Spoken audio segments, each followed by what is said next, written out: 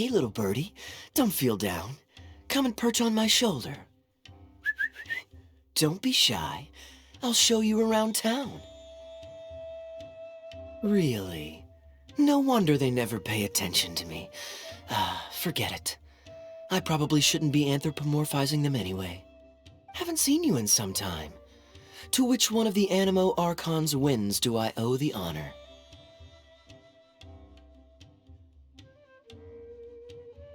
Oh, is this your way of saying that you missed me?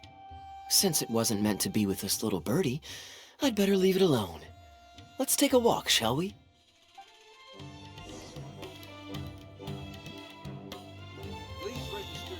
If you're wondering why I'm here, Jean's been worrying about trade safety recently.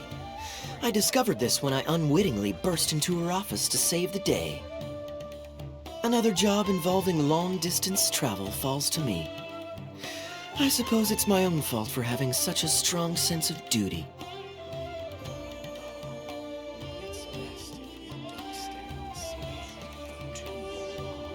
Still, on the bright side, business is now taken care of, and I have unused travel funds, so I was planning to...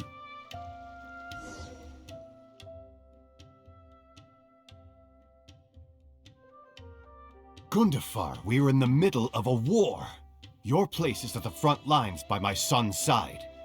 Pray tell, what provokes your unwarranted return to the palace? A matter of utmost importance, Your Majesty, such that I must personally report it to you. Huh. Outdoor theater. Looks fun.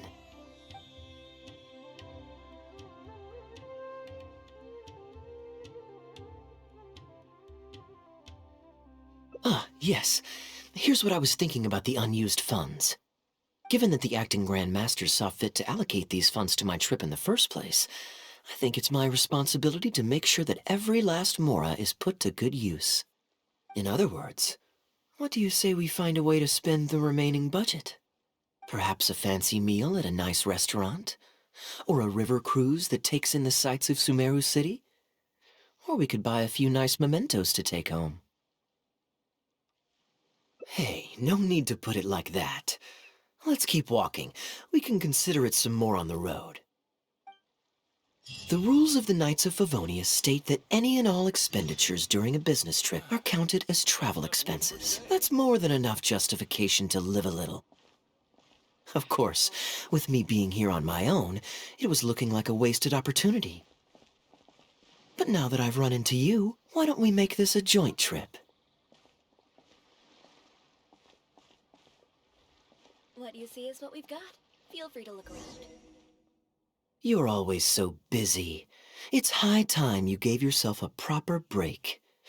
Even the sharpest blade loses its edge if it's always in use.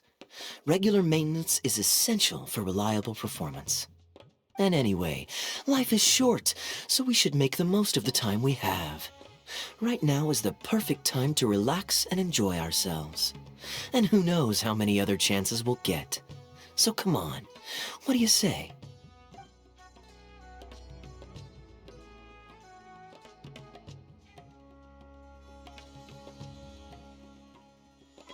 Great. Music to my ears. I'll cover the travel costs, of course. There's nothing more enjoyable than the company of a good friend. Let's call this a nice little excursion to round off my long business trip. Now, let me think where we should go. I've seen a lot of Sumeru already, so let's go for someplace new. How about Liyue? I'd be heading past there on my way back to Mondstadt anyway, so it's not out of the way. Well, lucky me. I'll hold you to that. Liyue's Ministry of Civil Affairs frequently corresponds with the Knights of Favonius, so the address on their letterhead is one of the few places I'm familiar with. I don't have much luggage, so it won't take me long to pack. Give me a moment, and then we'll head there together.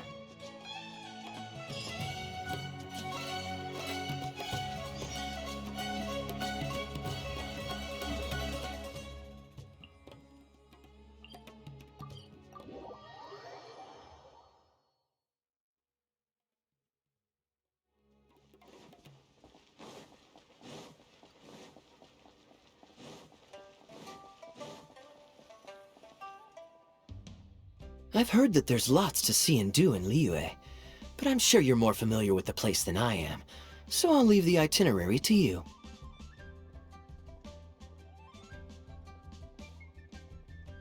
Great. Maybe you can tell me about your previous travels here along the way. It's such a satisfying feeling to just drop everything, go on a long trip, and see something new. Who knows who we might cross paths with? We might even end up going on an impromptu adventure. Just like how I met you in Port Omos, and now we're here. Come on, let's see what's up ahead.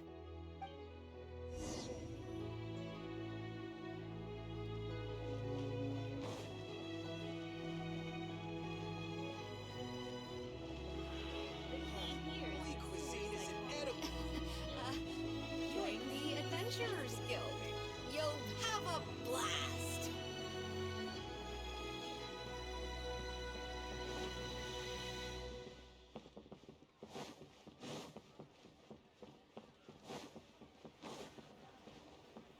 I can't wait to see my adorable daughter. Join the Adventurers Guild. Do you know this shop? Have a It looks pretty blast. nice from the outside. Shall we take a look? Welcome to Mingxing Jewelry. We are a long-established trader of precious stones. Is there anything in particular you're looking for? Let me see. Ah, some nice jewelry you've got here. Maybe I can grab something with a local flavor as a souvenir. What do you think, traveler? See anything that suits my style? I trust your judgment.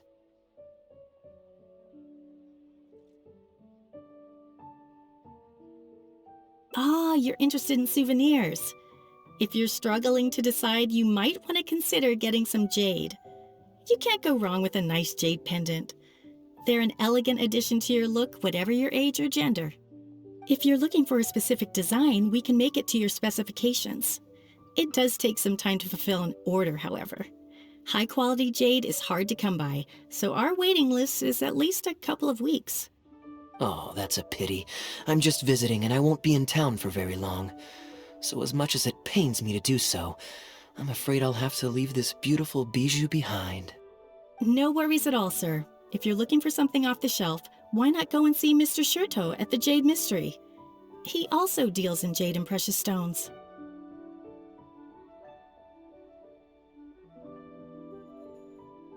Exactly. But on that note, let me give you a word of advice. There's no risk in purchasing a piece of jade that's already been cut. But you could lose all of your mora betting on uncut rocks.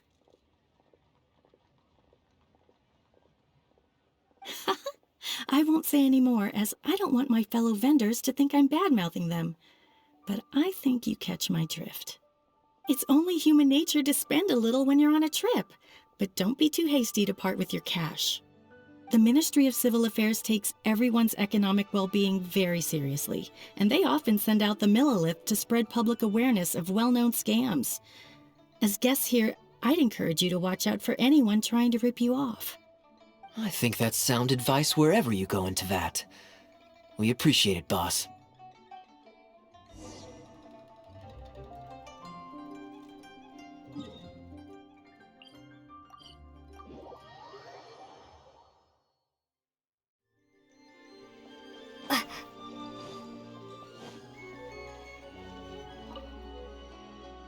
Welcome! Looking for uncut stones or pre-cut jade? We've got plenty of both for your viewing pleasure. Uncut stones. Ah, yes, we were just briefed on that. Let's take a look at the pre-cut jade. I believe I detect a quiet but distinct tone of apprehension in your words. Please rest assured, there's nothing to be quite so wary about with my business. Feel free to peruse at your leisure. I think you'll find that everything I do here is entirely above board and legitimate, and I sell only pure and unadulterated goods. No scam guaranteed. Sure, you can bet on jade and lose if you're unlucky, but that doesn't make it a scam. My terms are clear and transparent, and I only do business with willing customers. What scammer can claim that? Sounds perfectly reasonable. At the end of the day, it doesn't matter how much the vendor is charging. If the customer decides to hand over their money, They're taking the bait of their own free will. Yes, exactly. I'm glad you understand. Although your peculiar phrasing at the end there, you almost make it sound as if I really am scamming people. Anyway, betting on Jade is what it is. Feel free to try your luck, but if you can't afford to lose, then it's not for you. We don't need to cause each other any trouble. I'll leave you to browse at your own pace now while I deal with other potential customers. Amber-colored jade would probably make for a good souvenir. Why not? This is a quirky little place. Somehow, I'm inclined to entertain him for a bit.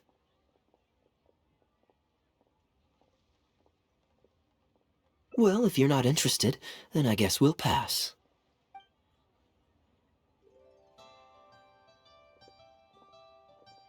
Ahoy there, Captain! Fancy seeing you back in town. Struck any gold lately? What, a poor sailor like me? You must be joking. I barely managed to make ends meet. What about you, Chateau? Still scamming people with your pile of rocks?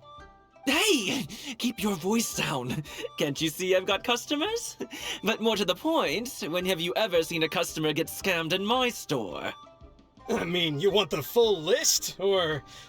Hold up, is that... Captain Kaeya! What, brings you to Liyue? Oh, just taking a short trip with my friend. It's been a while. Yes, it's been a good while, hasn't it?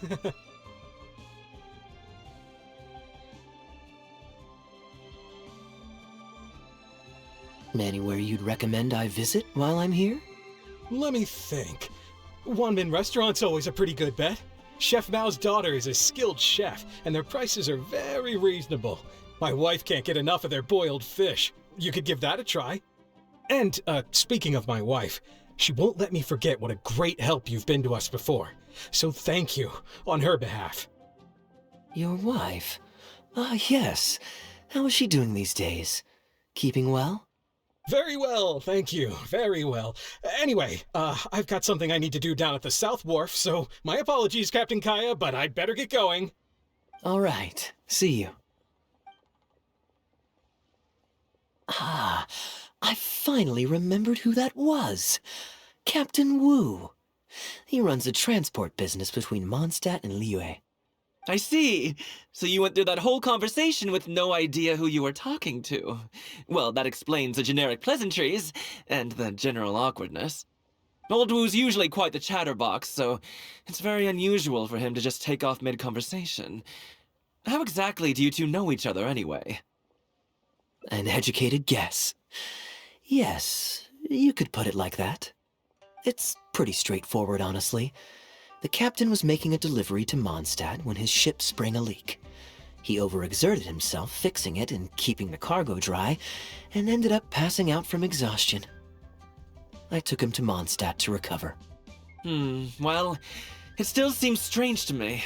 Sure, he's hardly the most charming conversationalist, and he's also mighty stubborn, but all of us know Old Wu is an honest and kind-hearted man. His eldest was once playing on that big rock over there when he took a tumble and injured himself. I helped to patch the kid up, and the next day, Old Wu was here to buy a couple of uncut stones.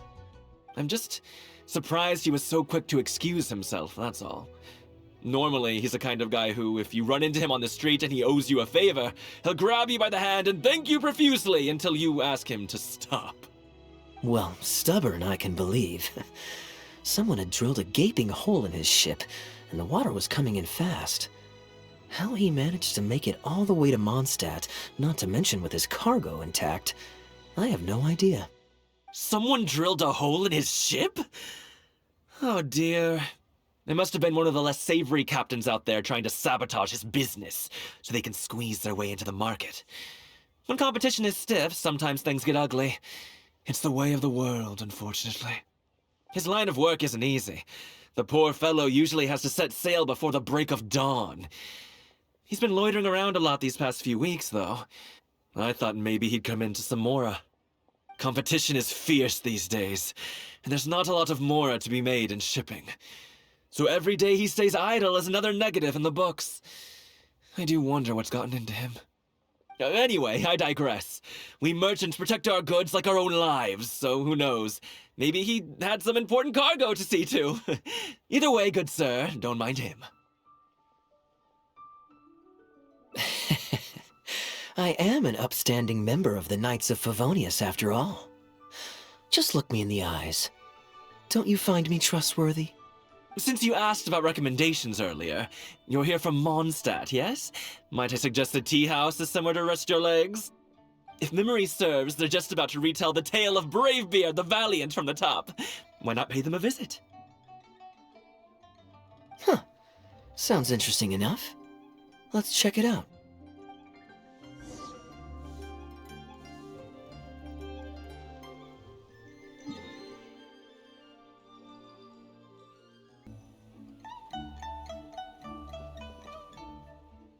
Huh.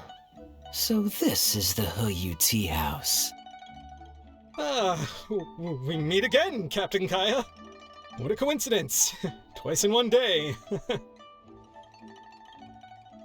Oh, that didn't take me long, and I ran the whole way. Wu, weren't you just at Wanwen Bookhouse buying a book for your daughter? What's this talk about the wharf? Shh, just leave it be, Aunt Jong. There's no need to embarrass him right in front of everyone else. I take it that you two aren't from around these parts. I'm a caravan guard by trade, and meeting people from all over the world is one of the main perks of the job for me. Why don't you join my table so we can get to know each other?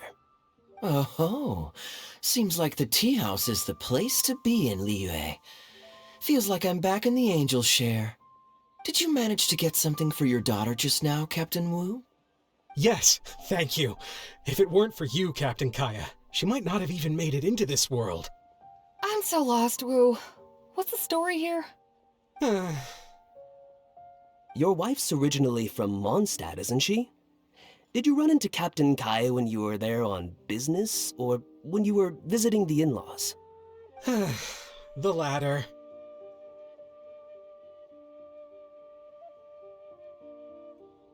Oh, this is so humiliating.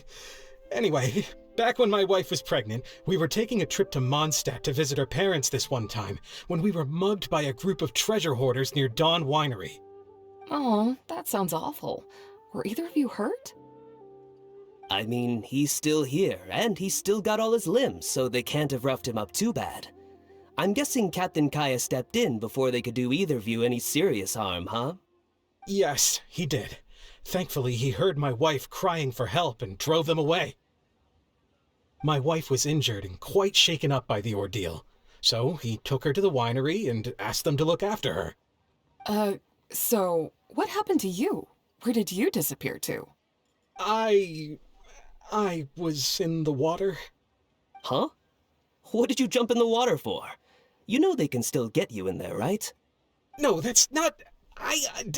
They threw me into the water and, stripped me of all my clothes.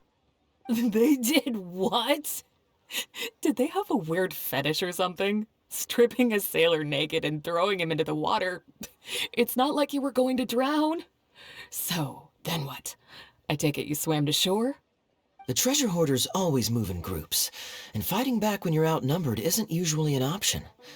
It's no surprise that they quickly overpowered Captain Wu. I'm just glad that everyone made it out all right at the end. Captain Kaeya, please, there's no need for you to try to save face for me like this. I already owe you so much. You don't have to do anything more. Yet, despite that, I somehow only ended up humiliating myself further. Oh, there's no point in me trying to save face now. They tossed me into the water to humiliate me, and to use it as leverage to get my wife to pay up. But they didn't know that I could swim. What I'd intended was to pretend to drown, then sneak back onto shore while they weren't looking, and find a way to rescue my wife. That was before Captain Kaeya appeared out of nowhere and saved the day. So then I figured I'd get out of the water, get dressed, and catch up with you. But God knows what they did with my clothes. I couldn't find them anywhere.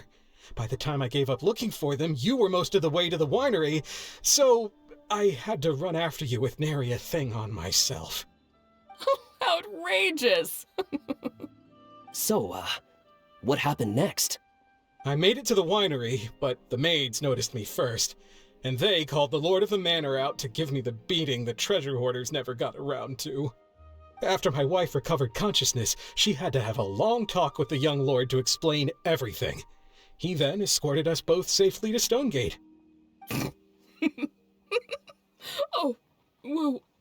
I'm sorry. But...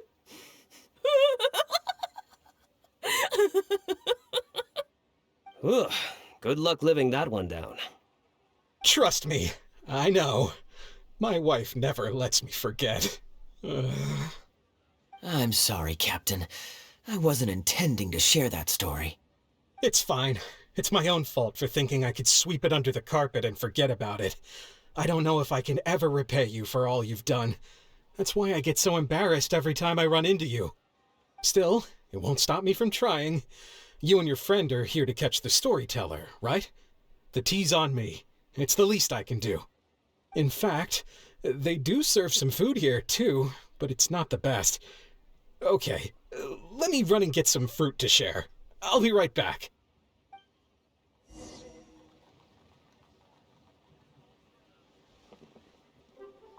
I wonder how much Fanaria caught of that.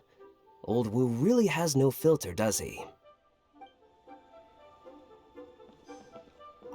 Oh, poor Wu. Oh, gosh. I'm so sorry. It's just...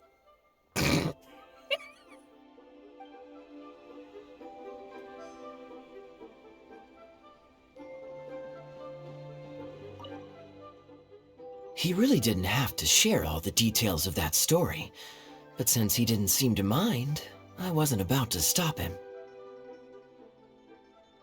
I did actually forget at first, but once he brought up his daughter, the memory of his naked escapades came flooding back. D-Luke thought some pervert was harassing the maids. He charged straight out the door, greatsword in hand and raring to go. I haven't seen him so angry in a long time. So many people owe me favors nowadays. It's hard to keep track of them all. I really should go check my favors ledger once I'm back and refresh my memory. Hey, you didn't think I was being serious, did you? Do I really strike you as the kind of person to keep track of favors in a notebook? I just helped the guy out on a couple of occasions because I happened to be in the right place at the right time. I have no intention of asking him to do anything for me in return. At least, not so far. I'm back with fruit. Please help yourselves, everyone. My treat. Thank you. Oh, don't mention it.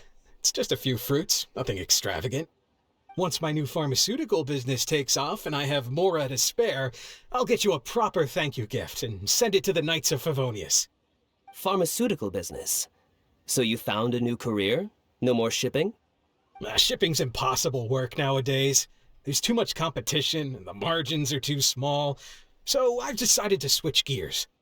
I'm going to become a partner of Boo Boo Pharmacy and provide funding for a brand new medication they're producing. It's specially formulated to treat seasonal joint and limb pain. If you didn't know, it's a very common health complaint among sailors, but also extremely difficult to treat.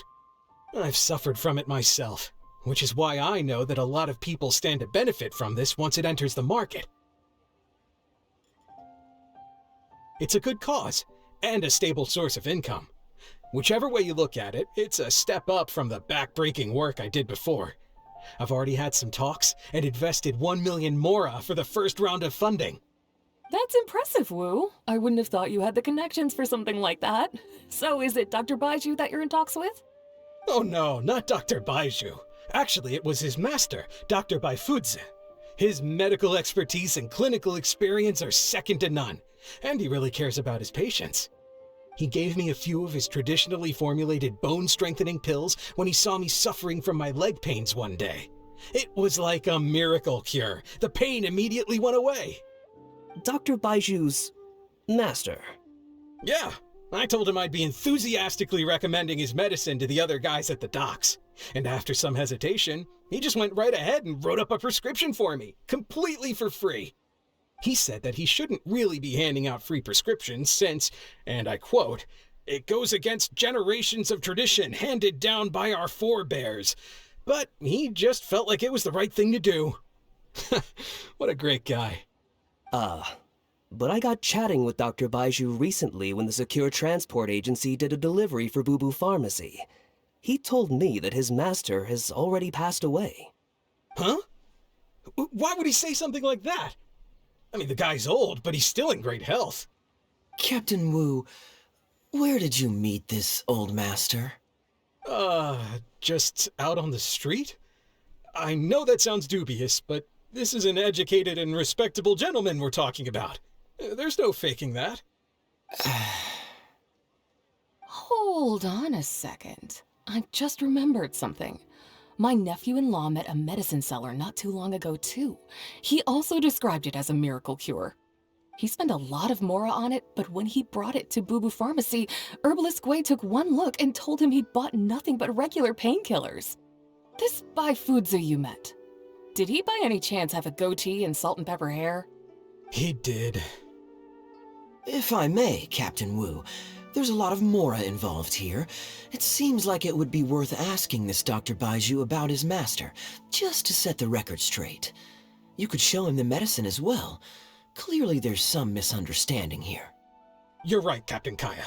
A quick trip to Boo Boo Pharmacy and I can get Dr. Baiju to clear all of this up. I'm sure it's all...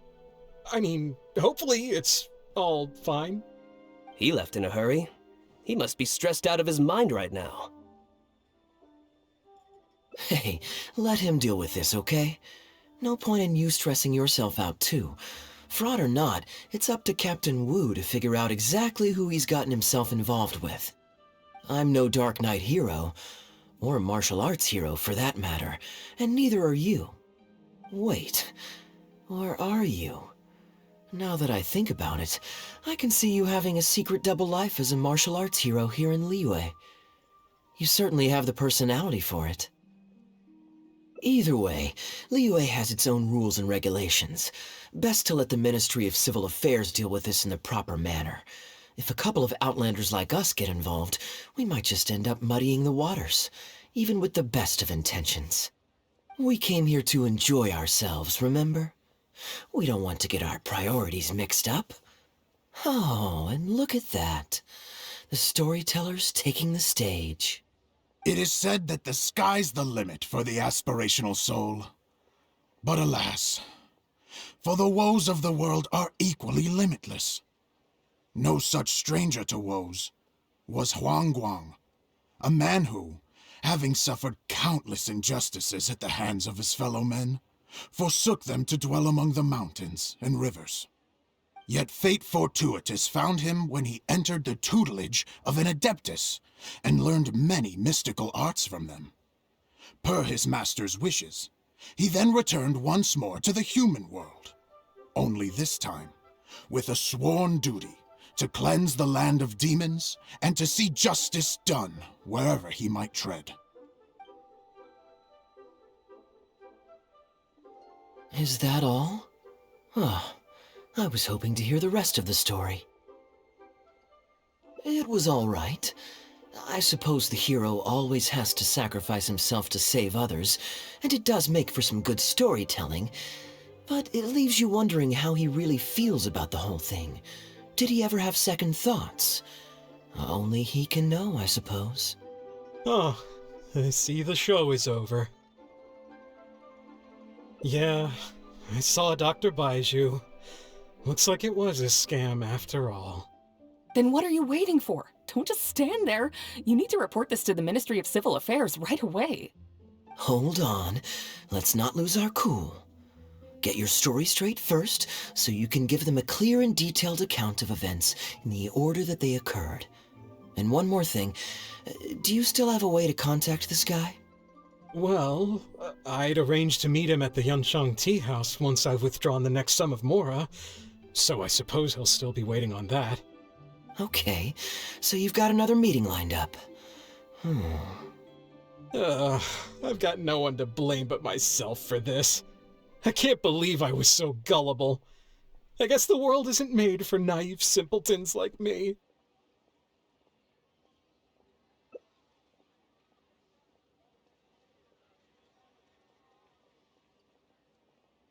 Young lady, you're a good person, and I'm touched by your words of comfort. Still, it's up to me to find a way to get my Mora back. The consequences are mine alone to bear. At my age, I'm sure I should be comforting the young with words of wisdom rather than the other way around. What does that say about how I've spent my life? It's obvious, isn't it? He needs to report the case to the Ministry of Civil Affairs.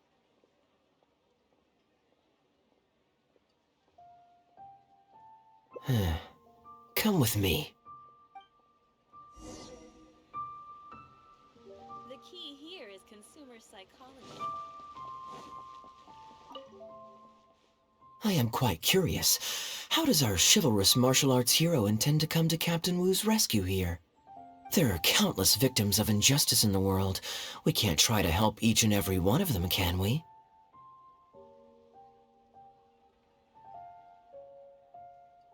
Oh, I'm surprised.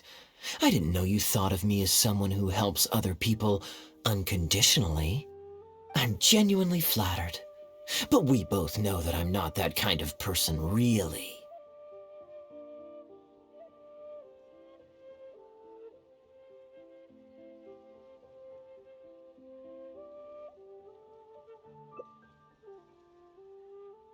Your logic is very straightforward, and quite endearing in its simplicity. But I like how you think.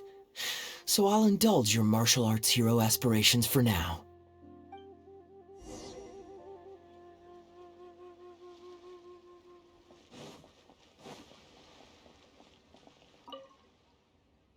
Captain Wu, how would you feel about owing me one more favor? I'm sorry, Captain Kaeya? Let's say, hypothetically speaking, I found a way to recover your Mora that would leave the man who defrauded you feeling angry and frustrated, but give him no way to get back at you. If it could be done, and the only cost was owing me yet another favor, what would you say? What exactly are you getting at? The Traveler here is adamant that you should ask me for another favor. Personally, I blame the storyteller. After the inspiring tale of Bravebeard, she's all gung-ho about playing hero and righting this injustice once and for all. Captain Kaeya, young lady, thank you. I will humbly accept your kindness. All right. Now here's what I'm thinking. All right, then it's settled. Per our brave hero's plan, let's rendezvous at Yanshang Tea House tomorrow.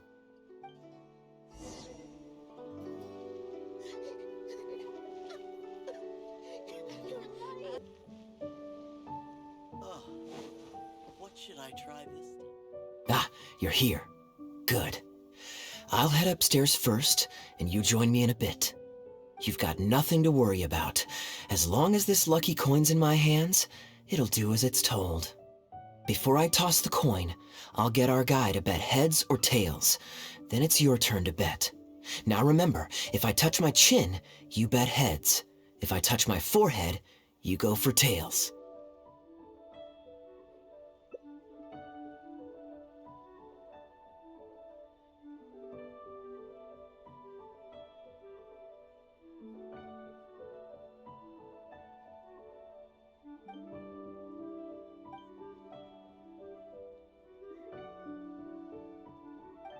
Hello. Are you waiting for someone? As long as you follow the rules of the tea house, you're welcome here. Please be our guest.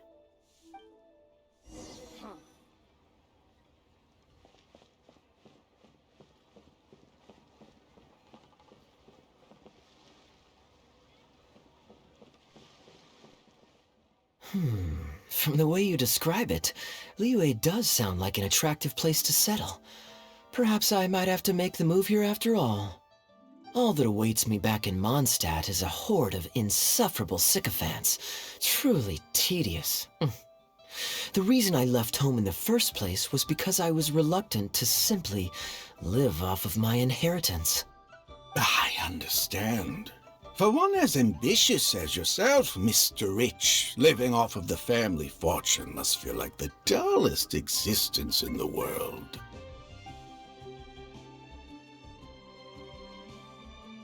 What are you doing? It's common courtesy to introduce yourself. Can't you see we got here first? They're running out of tables, huh? Looks like this location's getting too small for them. Very well, I'll make an exception for you this one time. Let's hope the tea, at least, won't disappoint me. So, my friend, what's your name?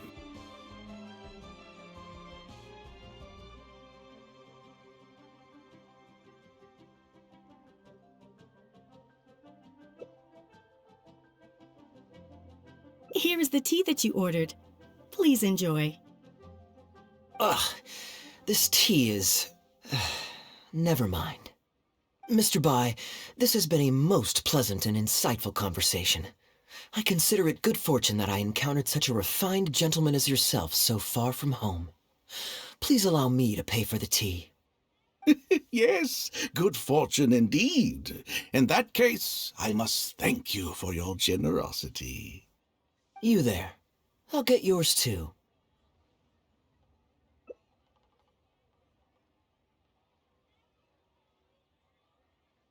Oh, you can't tell? My family's lived in Mondstadt for generations. I got bored sitting around at home and decided to set off on a journey to expand my horizons. The sights of Liyue Harbor are rather spectacular. I've half a mind to buy a waterfront property here so I can come vacationing every year. That would be quite nice. If the family would spare me a little loose change, I could even invest in an antique shop or two so I have something to do during the day.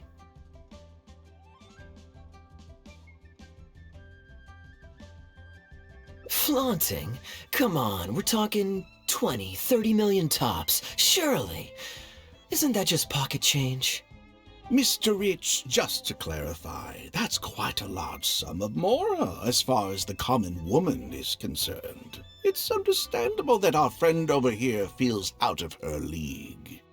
The name's Albert. Surname Rich, but only the servants in the house address me as Mr. Rich. Now that we're so well acquainted, Mr. Bai, please just call me Albert. Albert does have a nice ring to it. It is my honor to become friends with someone of your caliber. You flatter me. What say you to acting as my guide during my time in Liyue? I'll pay you handsomely, of course. Naturally, board and lodging would be included. And I could pay you in the region of 50,000 mora per day? No need, my good friend. I shan't be so vulgar as to take your mora. We're both men of character.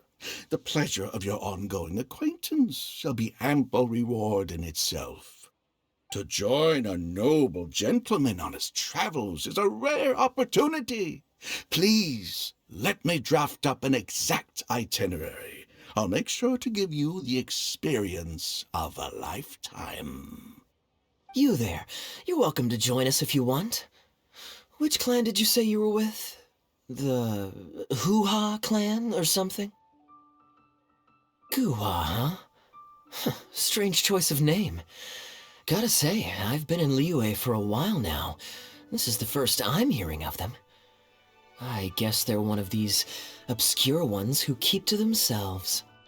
Yes, well, there are many martial arts clans and factions in Liyue. It's only natural that you haven't become acquainted with all of them. Ha, fair enough. Still, weird name. Bet they have some even weirder practices. Seriously though, what kind of skills do you guys train anyway? It's all for show, right? I saw some people performing a few tricks down at the wharf. Is it that kind of thing?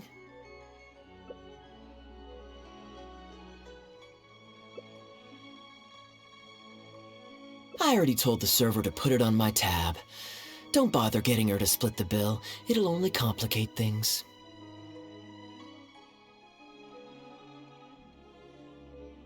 Young lady, there's no need to take things so seriously. Why don't you loosen up and enjoy the free drink? Are you trying to make a point by throwing my generosity back in my face? All right then, what if I say your bill is mine and don't let you pay? Please, my friends, let's not get so worked up. Yinchang Tea House is no venue for a duel. We'll all get escorted right out the door. You young people have hot tempers, I understand that. But there's no need to come to blows over a few words taken to heart when there are far more diplomatic ways to resolve the dispute.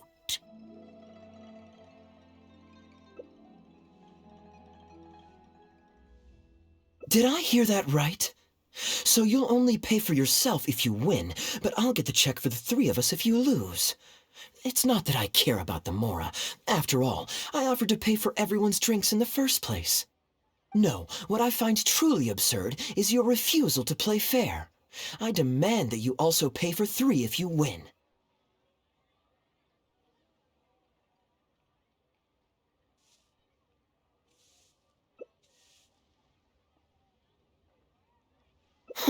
Fine. You can have your apology if you win, but on one condition. We'll do the best of three, and the winner pays for the table. Well, as long as you're no longer raring to fight. Peace begets wealth, as the elders used to say. Why do you join us, Mr. Bai? Let's entertain this gal for a sec. We don't want her to think you're stingy. But I wasn't even a part of your argument. What are you trying to say, Mr. Bai? Whose side are you on here? Of course, I'm on, And anyway, it's no big deal if you win. It's just a few cups of tea after all, so you can just take it from your fees as my guide. All right then. I suppose it's not all that different from the dice gambling games I used to play in my youth. If it's just for a few drinks, you can count me in. All right, now we're talking. Okay, now that we've agreed on the rules, how should we do this coin toss? After all, a Mora coin looks the same on both sides. Well, that should be simple enough. Here, I'll take this coin and ask the counter to draw a line on one side. You two can wait for me. Young lady, I can see that you haven't spent many years in the real world. You take everything far too personally. I, too, only met this Mondstadt millionaire by complete chance today, but we're getting along just fine. I actually came here to meet with a business partner to count the cash from 2 recent investments when this gentleman struck up a conversation with me. In the real world, you've got to keep up appearances. There's no need to offend the rich. After all, if you keep them happy, you can probably make some more off of them, too. You young people are much too impulsive. It pays to keep a level head.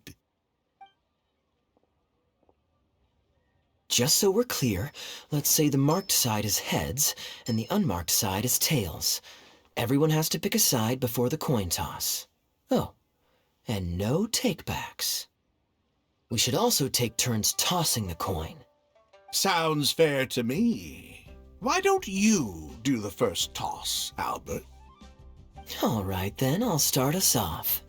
Here we... Oh, wait, I nearly forgot to collect everyone's bets. Mr. Bai, heads or tails? I suppose the choice is arbitrary since it's a 50-50 chance. I'll go with tails. Let me think. I'll also go with tails. What about you, heads or tails?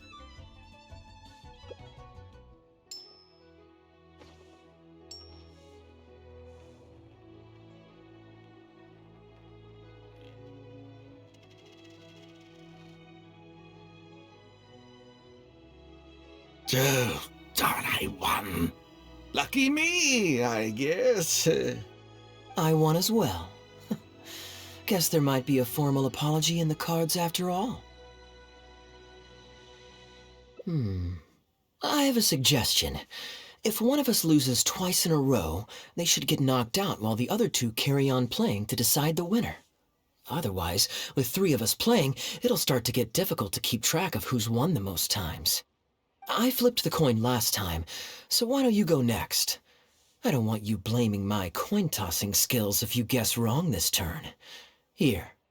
Now just wait a second, my dear friends. Please let me do the second toss. Oh? Anxious to take your turn, Mr. Bai? You are both young, and I've already seen your short tempers for myself. If Albert loses this round and this young lady wins, you'll be tied, and before you know it, you'll be at each other's throats again.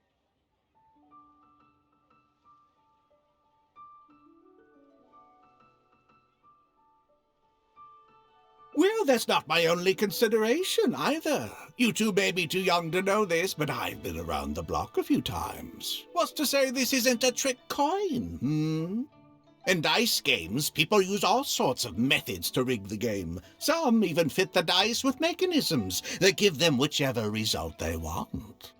If Albert wins the next round, and you, young lady, lose for the second time in a row, then the third round will just be a tiebreaker between him and me, and you won't get your apology to the Guhua clan. If that happens only for you to then find out that the coin was rigged all along, you're sure to accuse me of working with Albert to scam you while mocking the Guhua clan. I can only imagine the kind of vengeful warpath that would put you on. A purely hypothetical scenario, of course, but one that I'm bringing up now to avoid any misunderstanding further down the road. Go on, give me the coin. I'll show you how to check if it's been rigged.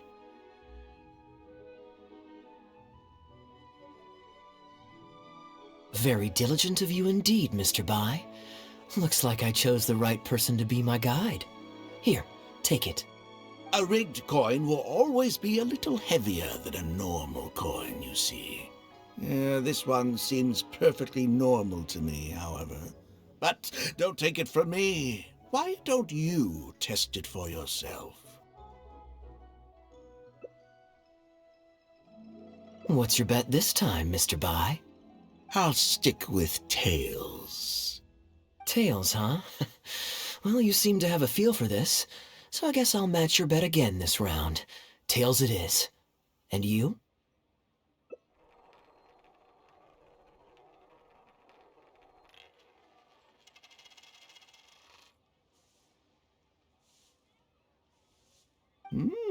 Well, my luck's still just about holding out. The 3 of us are now tied, so no one drops out. Certainly better than Albert and I going head-to-head in the final round.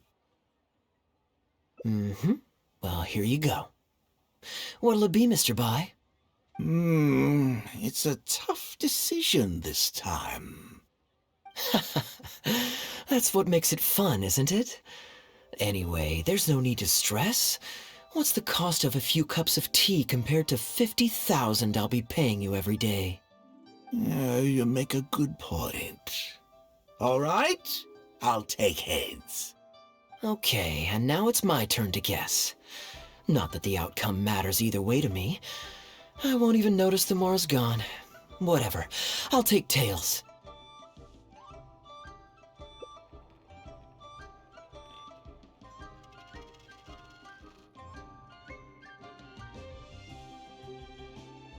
Why did it have to be heads? This whole thing started because you two got into a spat, and now I'm the one that has to foot the bill.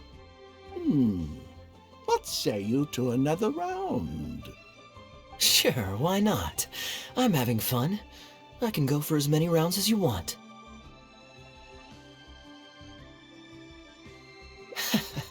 What a miserly person. Do as you please. The 2 of us can play. But, Albert, all the fun of gambling is in the stakes involved. What say you to throwing a little loose change into the pot? Oh, come on now. No need to walk on eggshells here. Let's keep it simple, shall we? If you guess right, I pick up the tab. But if you guess wrong, I'm afraid it's still on you. Sure. That's exactly what I was thinking. Well, here's the coin. You can toss first. I'll take heads. I'll choose... Wouldn't it defeat the whole purpose of betting if you guessed the same as me? This is a two-person game now. Surely one of us has to guess heads and the other tails. All right. It all comes down to luck, after all. I'll take tails.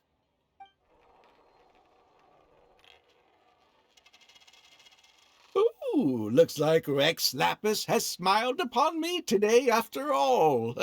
Thank you for the tea, Albert. Look at you getting so giddy over some chump change. It's like you've never gambled with real money before, my old man. That's a real rush, I'm telling you. This is nothing by comparison. In fact, I'm starting to get a little bored. Well, in that case, would you care for another game? Sure. Let's up the stakes a little this time. Shall we say 50,000? Oh, maybe that's a little on the high side. What, 50,000?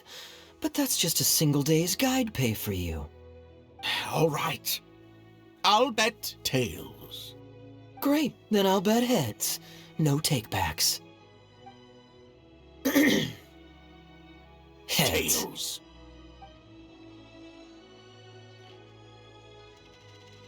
Oh, how unfortunate. I shouldn't have gotten greedy. After all, in the long run, gambling is always a losing game. 50,000 more. My goodness.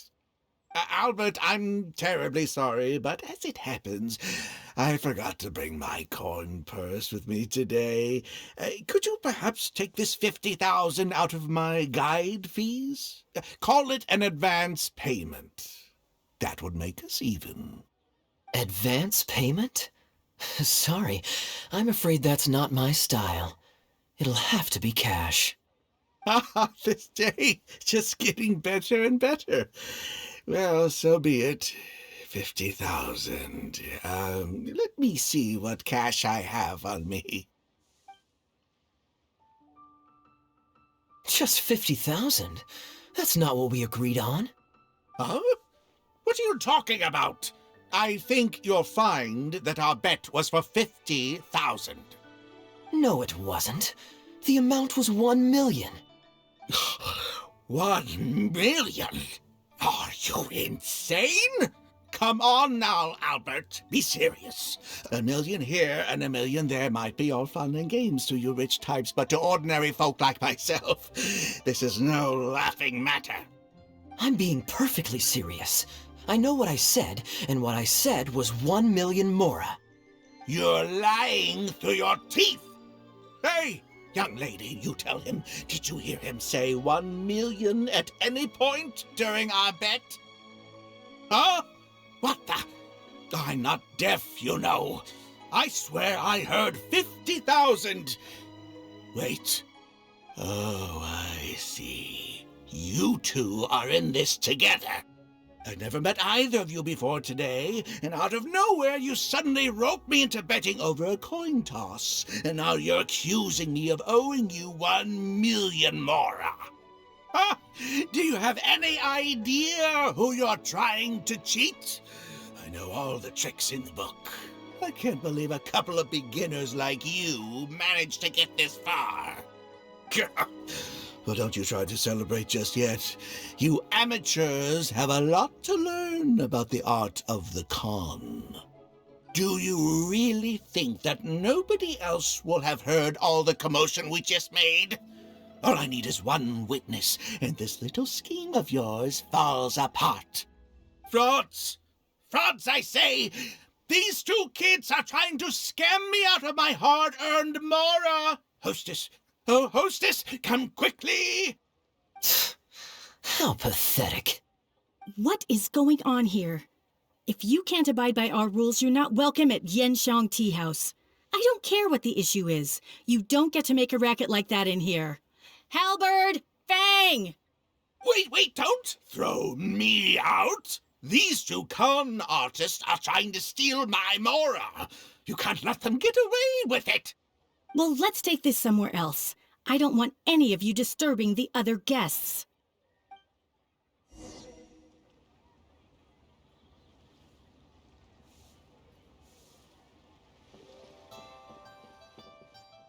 Okay, you two. Care to explain yourselves? Gladly. He's making up completely spurious claims. We were betting Mora over a few coin tosses, and now he wants to back out.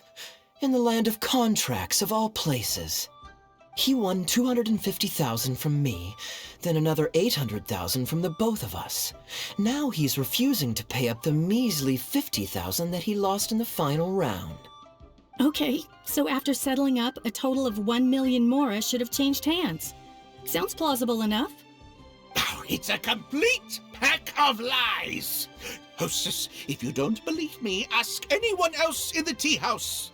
These kids were so loud. I guarantee you everybody in that room knows the true story.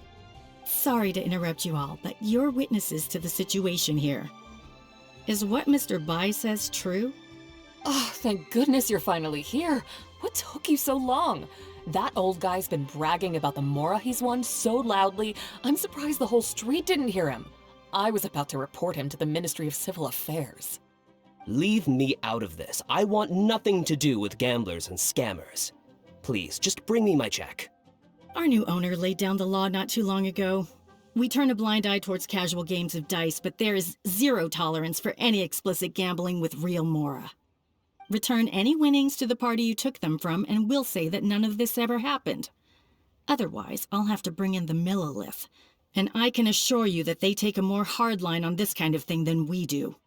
Why should I have to give them any Mora? I don't have any Mora on me. Oh, but I think you do. 2 investments, was it? One of them to the tune of exactly 1 million, as it happens. Oh, and don't forget you still need to pay the tab. You... Wait. How did you... Halberd! Fang! There's a gentleman here that I'd really like you to meet. Please don't. I'll pay, all right? This was never your Mora to begin with. We'll be returning it to its rightful owner now.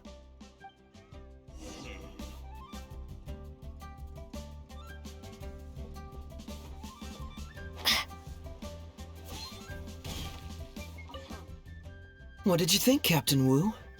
Could you hear clearly from your corner on the 2nd floor? Yes, everything. I can't thank you two enough. Wu, this was your doing, wasn't it? You and this monster planned the whole thing. Along with that blonde one. And all the customers on that floor were in on it too, weren't they? I know where you live, and I know what your wife looks like, and your pretty little daughter, too. You crossed the wrong man today! Who'd be scared of a crook like you? I'll take you on any day of the week. Well, let's see how long that false bravado of yours will last. Oh, look at that. He figured it out. Guess he's not as dumb as we thought. Don't you two get cocky either. Just you wait. I will hunt you down. My apologies for having to leave this question until you'd vacated the premises, but I couldn't have things escalate inside the tea house. I hope you can understand our position. I noticed that all the guests on the 2nd floor were present before you took your seats, then left almost immediately after you did. Would I be correct in saying you were looking to set this man up? Wait, so you saw through it right away? Under normal circumstances, we would never tolerate a scheme like this taking place on our grounds, as it risks damaging our owner's reputation. However, I understand that our owner holds the Traveler in high regard, and must have good reasons for their actions. Still, I would appreciate an explanation, if only so that I can answer to the owner. Ah, as I thought. When you're operating on someone else's turf, you run the risk of clashing with the master of the house. Thankfully, we considered that possibility before going ahead with our plan. Over to you, brave hero. You're the one with the connections in Liyue. It's your time to shine. Okay, I understand the situation now. It goes without saying that I have no wish to stand in the way of your chivalrous deeds. I'll report everything you told me to our owner. Well, Captain Wu, remember what I promised you? What do you think? Angry and frustrated enough for you?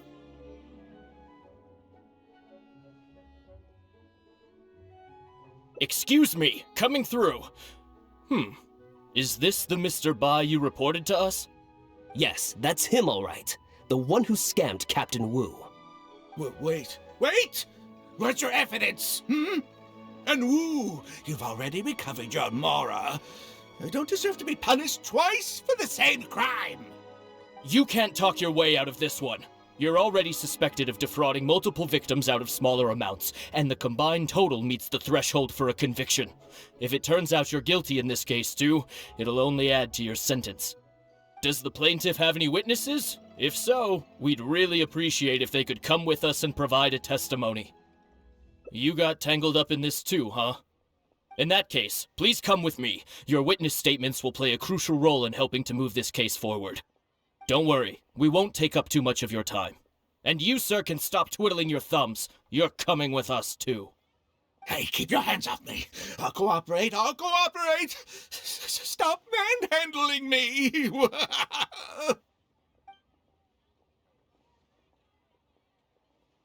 Thank you so much, the both of you.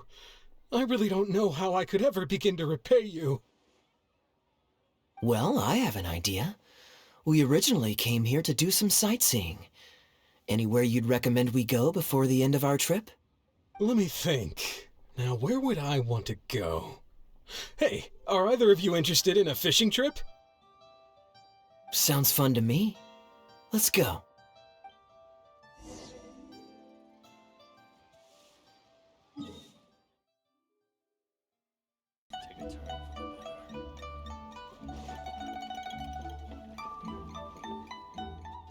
Well, this was certainly an eventful end to my trip. It wouldn't have been possible without you. Or my lucky coin, of course. Wouldn't be much of a lucky coin if it had. Besides, I already taught you how to become attuned to it. You still need some practice to master the technique, but luckily it decided to play nice and spare us any more complications. A better question to ask might be, what do I do to make this coin happy to work with me and show me whichever side I wish? My answer would be that I tell the coin a joke every time I toss it into the air. If it finds my joke funny, then it cooperates with me. Of course, this whole arrangement hinges on a pre-existing amount of trust between the two of us. I can't just get any strange coins to listen to me. Yeah, I was a little surprised when he unwittingly called out our trick coin, but it didn't matter. A good gambler always keeps their options open. You have to have a contingency plan for when the odds are against you. So when I went to the counter, I marked a regular coin as well as my trick one. That safely avoided any risk of him finding out about the trick coin. But it also meant that we wouldn't be able to control the result of that round. But hey, what does it matter? The fact that he made things a little more challenging only made it all the more exciting to watch him slowly but surely fall into our trap. Especially listening to him warn us about the possibility of a rigged coin right as we were scamming him. That was my favorite part. As long as I chose the same bet as him, and you bet the opposite to me, it was always going to end up with him paying. Unless, of course, he'd had some other tricks up his sleeve that we hadn't thought of. Then things would have gotten really interesting. You two are genuinely the smartest people I've ever met. I'm no intellectual, so I would never have been able to come up with a plan like this. Even when you described it to me, I only understood parts of it.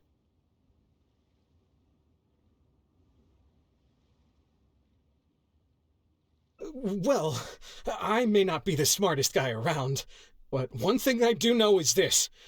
One should always return tenfold the help that they've received from others. We were just ordinary acquaintances. You had no reason to help me as much as you did. If there's anything I can ever do for you in the future, anything at all, please let me know. You can always count on me. I guarantee it. Oh? You seem agitated. Are you worried about owing me yet another favor? There are two kinds of people who owe me favors. One is my friends, and the other my informants. My informants have to fulfill whatever requests I make of them, no questions asked. The question is, which kind of person do you want to be? Ah, and you're torn again. Too afraid to ask to be my friend, but also daunted by the dangers inherent in becoming my informant. Well, it's okay, because I just thought of a fun and easy way to get us out of this impasse. Let's do a coin toss. This is the regular coin I prepared for the contingency plan when I was borrowing a pen from the bar. Not the lucky one that does what I tell it to. If it's heads, we're friends. But if it's tails, you're at my beck and call. May the Lord of Geo decide. So, was it heads or tails? What do you think? What does your heart tell you? I understand now. You have my most sincere gratitude. No, that's a little too formal. What I'm trying to say is, here, your fishing rods, my friends.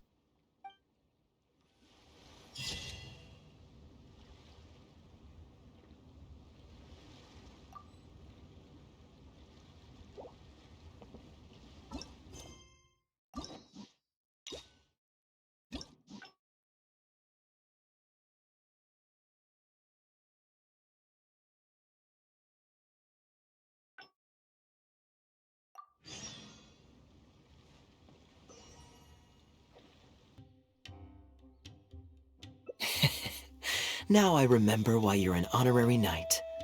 Of course being tempted by money is beneath you. Your honest character is dazzling to behold. Like the sunlight reflecting off the surface of Cider Lake in the late fall, I hold my hands up. My thinking was mistaken. In that case, I guess today's end-of-trip blowout is cancelled. I shall pack my luggage and prepare to return to Mondstadt. Oh? You'd do that for me? Well, this wasn't what I'd originally planned, but it's a very welcome development. When I was souvenir shopping, I picked out something for you too. Guess my thoughtfulness wasn't in vain.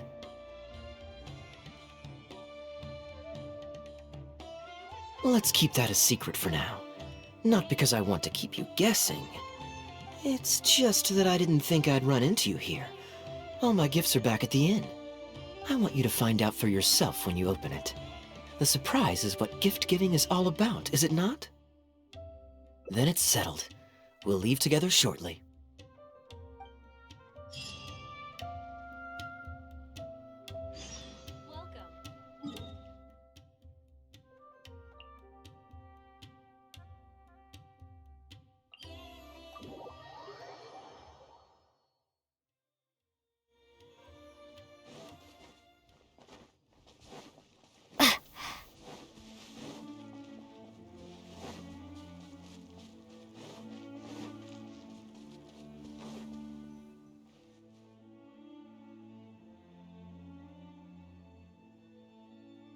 Look, Mondstadt's windmills.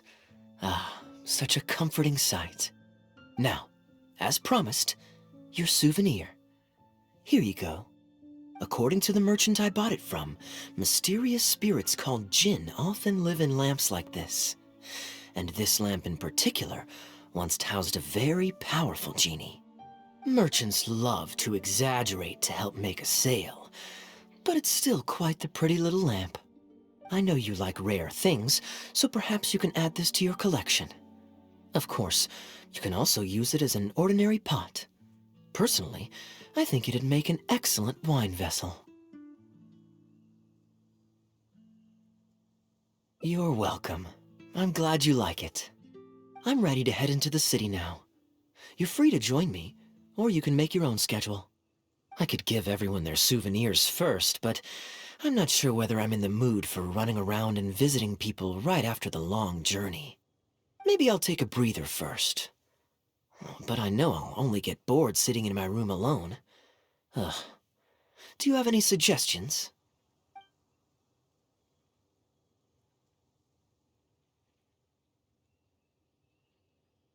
Yes, I suppose. Okay, souvenir run it is. They're mostly people you know, so it'll be a chance for you to say hi to some people you haven't seen in a while. Let's start by going to the Knights of Favonius headquarters. Jean and Lisa will definitely be there, and with any luck, we might run into a few others too.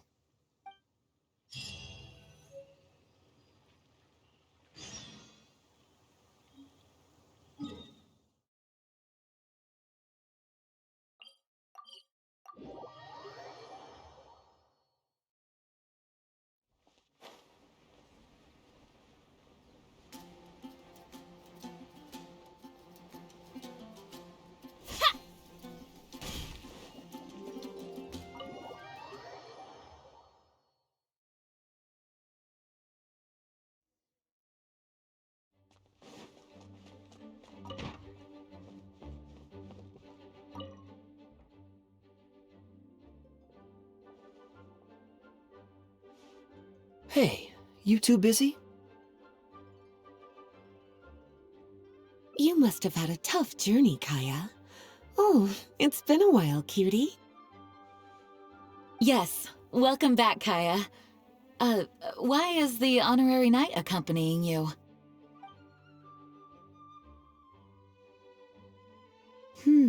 I understand. Back to matters at hand, Kaeya. I have already received your report. You did well this time, thank you. A few days ago, we received a letter from the representative of the Wine Merchants Association in Sumeru. It was thanks to your on-the-spot decisions that further losses, due to continued delays, were avoided. Just doing my duty. Anything to reduce the acting Grandmaster's workload. Oh, I nearly forgot. I have some unused travel funds. I'll return the surplus now. Given the suddenness of the situation and the difficulty in resolving it, I authorized a greater than normal disbursement in case of unforeseen circumstances. But I didn't think there would be this much left over. Thank you, Kaeya. Just doing the right thing. But I'm not actually here for a post-trip debrief. I brought some souvenirs back for everyone. Souvenirs from Sumeru? Here, the letter opener is for Jean, the jeweled brooch is for Lisa, and the items in the box are for everyone else. The artistry of this is exquisite. Look at the ornamentation on the sheath. This must be one of those crafts unique to Sumeru. It's my first time seeing one in person. Thank you, Kaeya. I love the color of the gem in this brooch, and the setting is so elegant. You have excellent taste, Kaeya. This can't have come cheap. It wasn't too bad. I didn't spend too much. Might I intrude a moment? Albedo, is that you? Come in. I finished the latest quarterly expenses report for the workshop. It's ready for your review. Traveler, greetings. And Kaeya, welcome back from Sumeru. I haven't seen you in a while. You two look like you're in good spirits. As a matter of fact, the honorary knight and I traveled back from Sumeru together. Ah yes, and I brought some souvenirs for you and Klee. They form a set. Hold on, let me dig them out. You're too kind.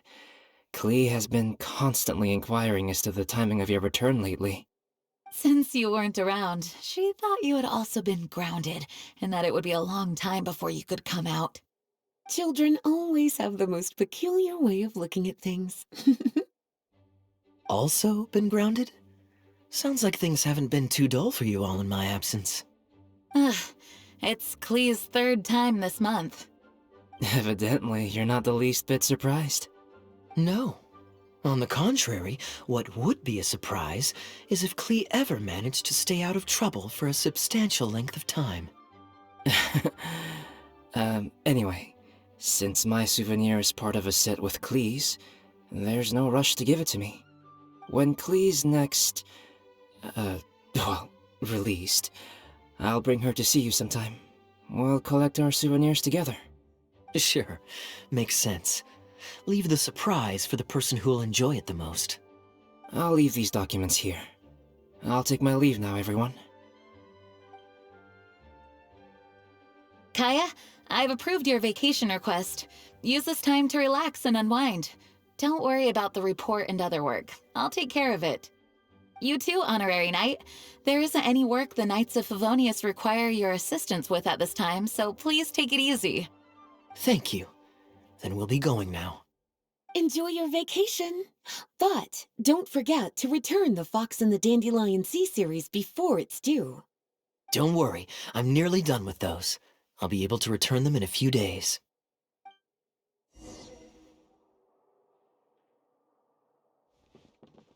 Kaeya is just as thoughtful as always. Though there's always something to do, with everyone lending a hand, I always feel at ease.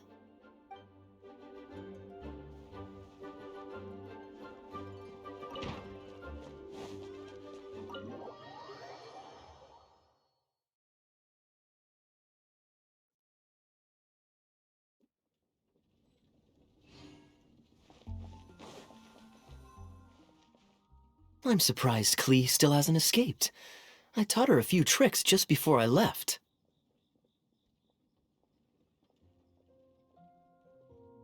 Kids will always have their moments of mischief, but to be able to grow up without a worry or care in the world is something truly precious. Well, now that all the gifts for the Knights of Favonius are with Jean, next up is...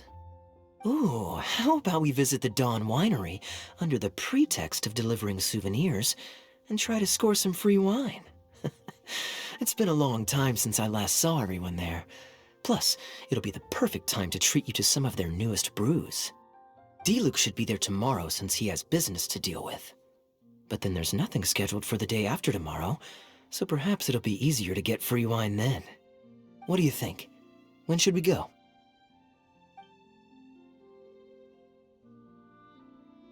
Great, then it's settled. Let's meet the day after tomorrow at the front entrance of the Dawn Winery.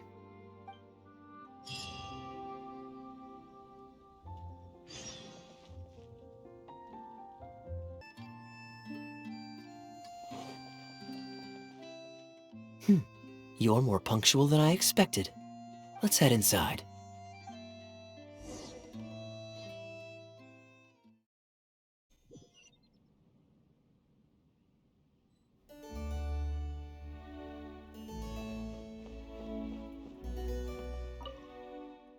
Master Kaeya?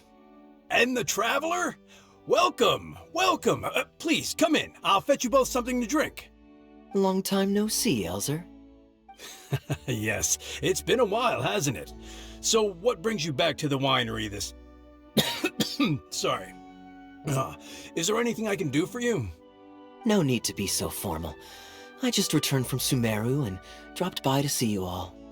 Ah, what a pity. Master Diluc went out to handle business last night and hasn't returned yet. Never mind.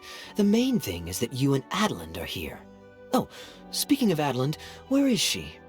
She's taking some time off. She was busy cleaning yesterday and finally has a bit of time to herself. Perfect. I brought some gifts for you both.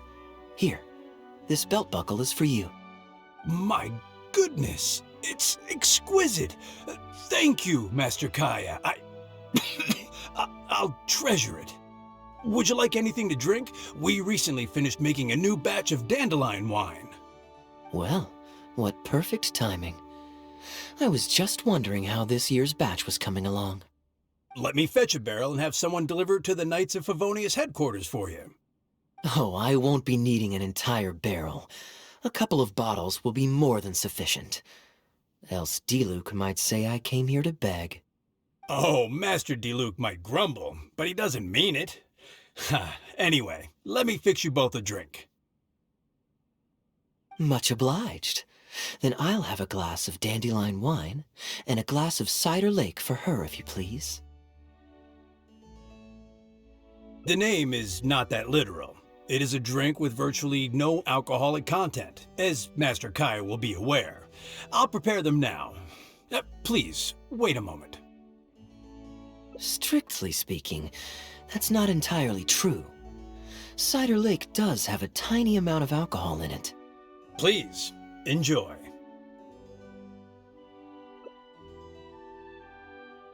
Pleased you liked it. Looks like my bartending skills haven't faded with age. How have you been recently? Is the winery's business doing well? To tell you the truth, we've had our work cut out for us recently trying to fulfill some major orders. Things have only just started to quiet down over the last couple of days. So, you've had no time off lately? Master Diluc was concerned about the same thing. But with him being out on business for a few days, who would take care of business and the guests if I were to take time off? Maybe some other time. At least take half a day to see a doctor and make sure you're okay. If your condition worsens, Diluc will never forgive himself. You make a fair point. If you're worried about having someone to handle the winery, why not leave it to me? I'm familiar enough with your responsibilities to cover for you for a while. Master Kaeya, Please, come back to the winery more often. We all miss you very much. All right. No need for that kind of talk. Come on, I'll see you out.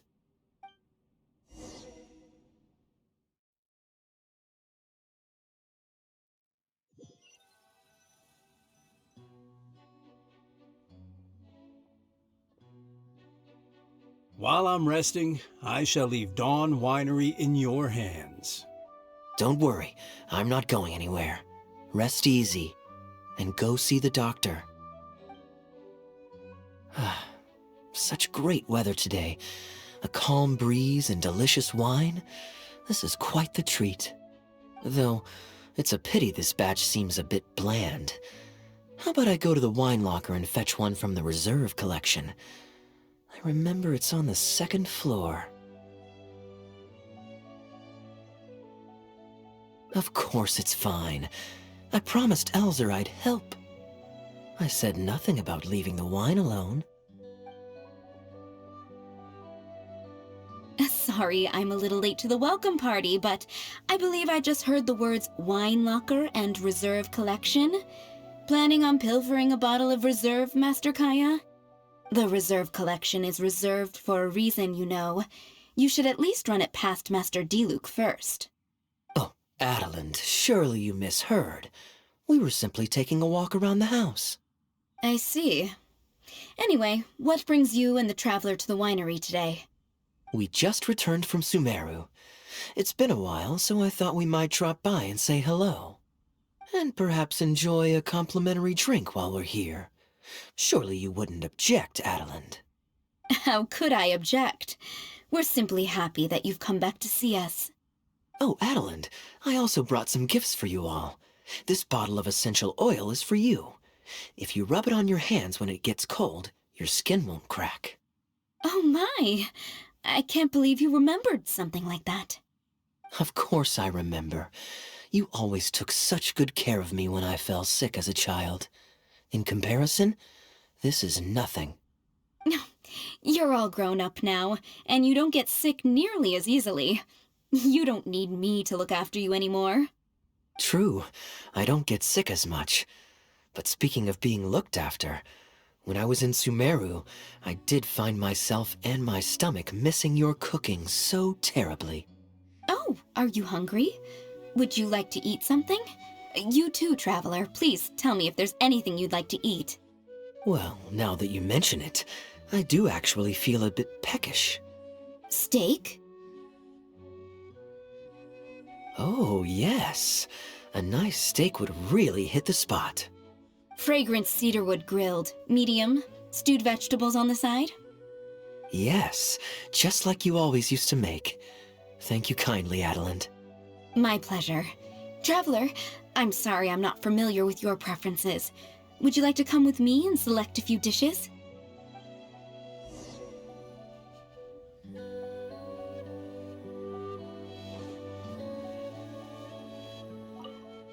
Grilling the steak over fragrant cedar wood infuses it with more flavor than pan-frying it. It's a favorite of Master Kaeya's. Since using an open flame to grill indoors is somewhat inconvenient, we usually set up a grill outdoors. It's perfect for grilling meat, but you can also use it to make stews. I can offer you a satisfying salad, cold cut platter, and anything stewed. What would you prefer, Traveler? Okay, right away. Master Kaeya really likes stewed vegetables, but it takes the most time. So I'll start making that first and then prepare your meal once that's underway. Of course! I looked after him and Master Diluc when they were growing up. He wasn't always such a complicated character. He was a gentle child, polite and very sweet. Boys, huh? The gentle ones grow up to be wild, and the rambunctious ones become quiet and reserved. At least that's my experience. If there's anything you don't understand about Master Kaeya and his antics, please feel free to talk to me about it. His temperament has changed quite a lot over the years, but he still has a lot of the endearing qualities I remember. Kaeya is much savvier and more mature than he used to be. Goodness knows he could be tricky to deal with. But let me share a few little tips. When he answers your question with a question, stop and think carefully about what he wants you to believe, and don't be led on by him. As for not knowing what he's up to, that's because he loves making up a good cover story. But don't let him get to you too much. You can take it from me. You were drinking a cider lake just now, right? Do you know why it's called that? The name was coined by none other than Master Crepus when he mixed the drink for Master Kaeya himself. Oh, they were adorable when they were young. One time, the winery was hosting a banquet, and Master Crepus strictly forbade Master Diluc from drinking. Master Diluc wasn't happy about that, and he convinced Master Kaeya to team up with him and sneak into the wine cellar to steal some dandelion wine. And how did I find this out? Because when Master Kaeya attempted to distract me, I could clearly see Diluc hiding around the corner of the corridor, gesturing to Master Kaeya to direct him through the whole thing. The Captain Kaeya of today never bats an eye when he lies, but he wasn't like that at all when he was young. Ah, goodness, how did I get into this? Anyway, they were discovered by Master Crepus in the end, and he was furious. He punished Master Kaeya by making him write lines, and Master Diluc was forced to clean the wine barrels in the cellar. Oh, the wine cellar had over a dozen large wine barrels to scrub, and Master Diluc was just a child. There was no way he could finish it all by himself. Master Crepus really meant to teach him a lesson. I'd originally planned to secretly finish off the work for him, but when I peeked inside the cellar, I found that Master Kaeya was already there.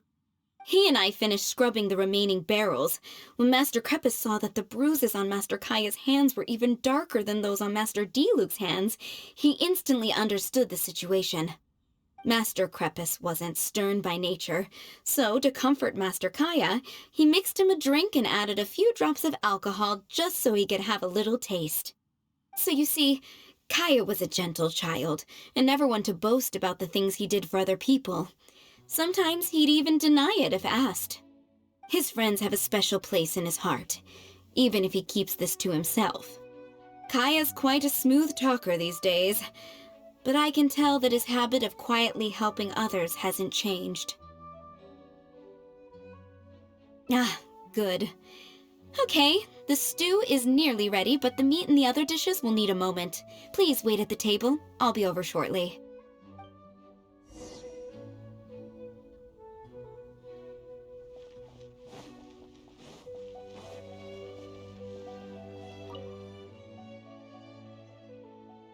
Drinking fine wine, eating Adeline's steak?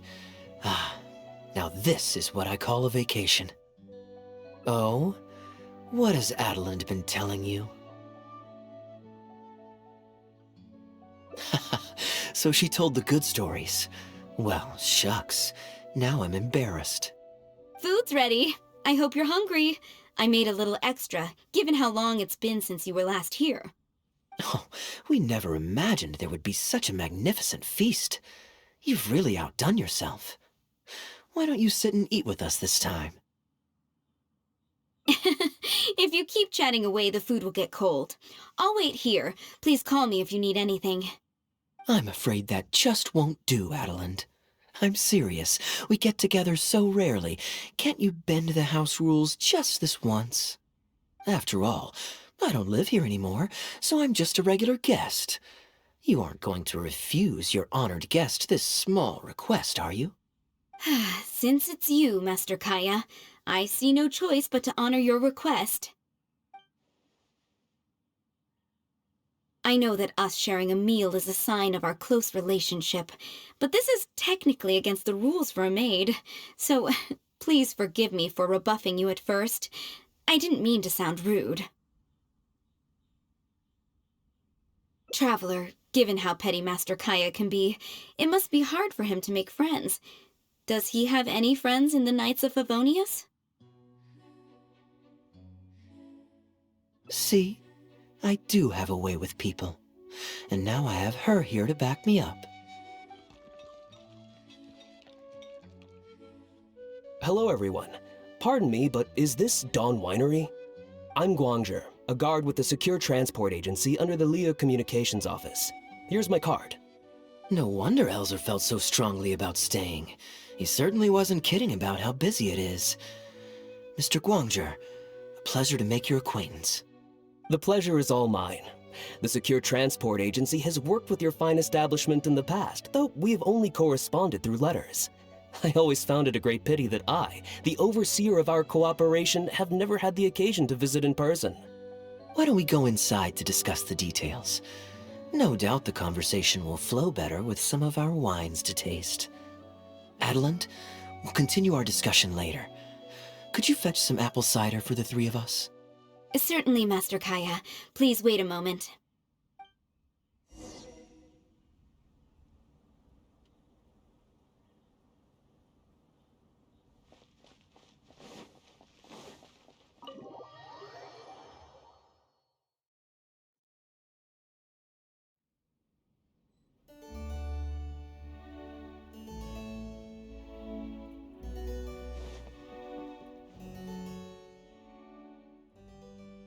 And how might I address you, sir, as well as your... Just Kaeya is fine. I'm standing in today for Elzer, who usually manages the winery's business. And this is my good friend. A pleasure to meet you as well. I'm not just here today to pay a visit. I actually have an invitation for Master Diluc to cut the ribbon at a ceremony to celebrate our agency's business. Our collaboration with Dawn Winery last year was quite successful, and I was curious about your product shipment plans for the next quarter. If it's no trouble, please, also mention to Master Diluc that our agency has expanded this year, so if the winery has any additional needs, please consider us.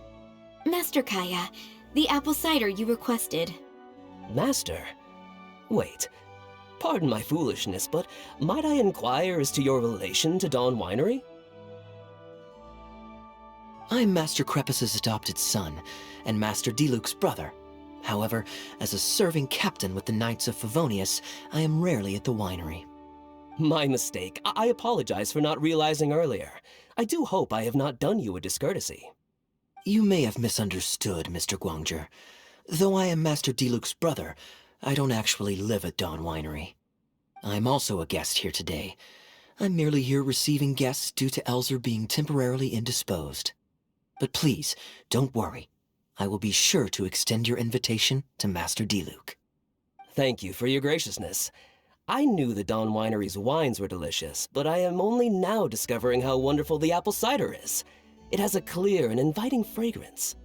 In addition to the apple cider, The winery has an extensive collection of reserve wines and liquors. I see you are also a connoisseur of fine wines, so it would be a shame not to sample some. Adeland, please fetch a bottle from the reserve collection in the second floor wine locker. As you wish, Master. Thank you again for your most gracious hospitality. Today's trip was very fruitful. Now, allow your humble servant to take his leave. Please, it was a pleasure. Here's hoping we'll have a chance to share some more fine wines together in the future. The guest has left, Master Kaeya. It's no skin off my nose. Master Diluc may have a few choice words when he learns of the situation, but that's all. All I really wanted to say is, you will always be a part of the Dawn Winery family, Master Kaeya.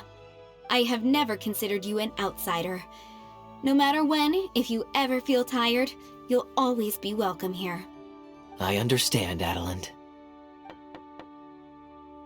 Oh, now this is a busy day.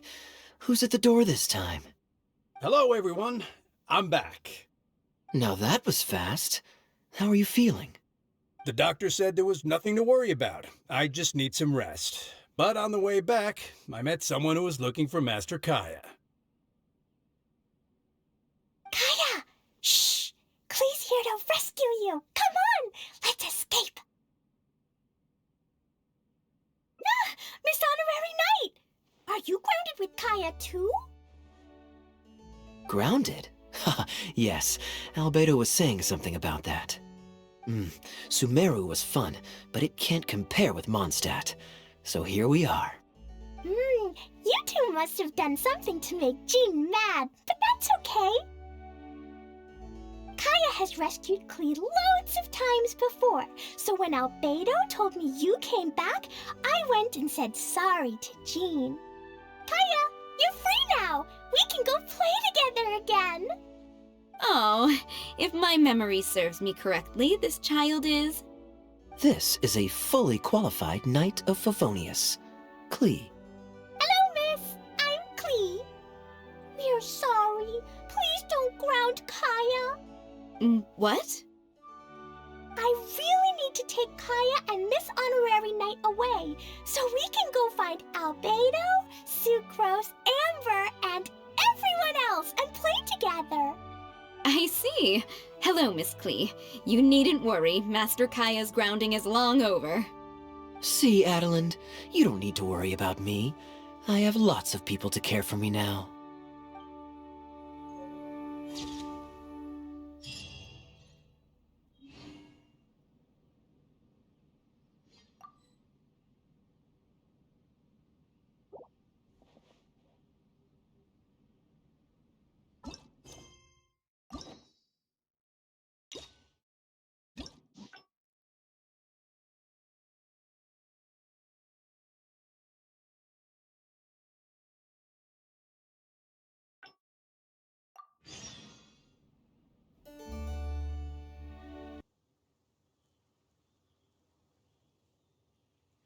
I'm honored to have such a caring friend.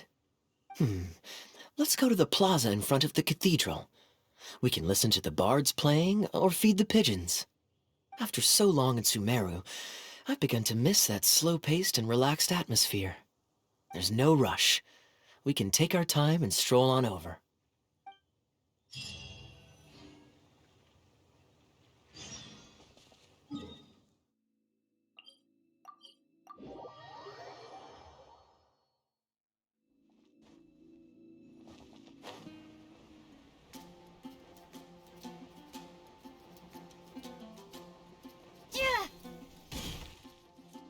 Port Ormos is always lively, even late into the night. People there go to bed much later than I imagined. Quite a stark contrast with Mondstadt. People pray and play music in the cathedral plaza during the day, but come nighttime, the streets are deserted except for the knights on patrol. Good question. Life in Sumeru is never dull. Last time I was out drinking on the street at night, some passing mercenaries invited me to dance. Although, I did learn later that that kind of thing is highly unusual even there. They must have been in a very good mood that night. They taught me a lot of songs that they usually sing during feasts. It really was a fun night.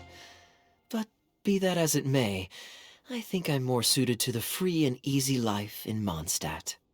Simple, honest folks like me, we don't need much to be content. Fair enough. Let's shelve that discussion for now. Have you ever had a chance to hear the cathedral choir before? The hymns they sing are a whole tradition in their own right. Quite different from the folk songs that the bards play. Well, let's see if we can catch them today. Sister Grace is right there, so we can ask her about the choir's schedule.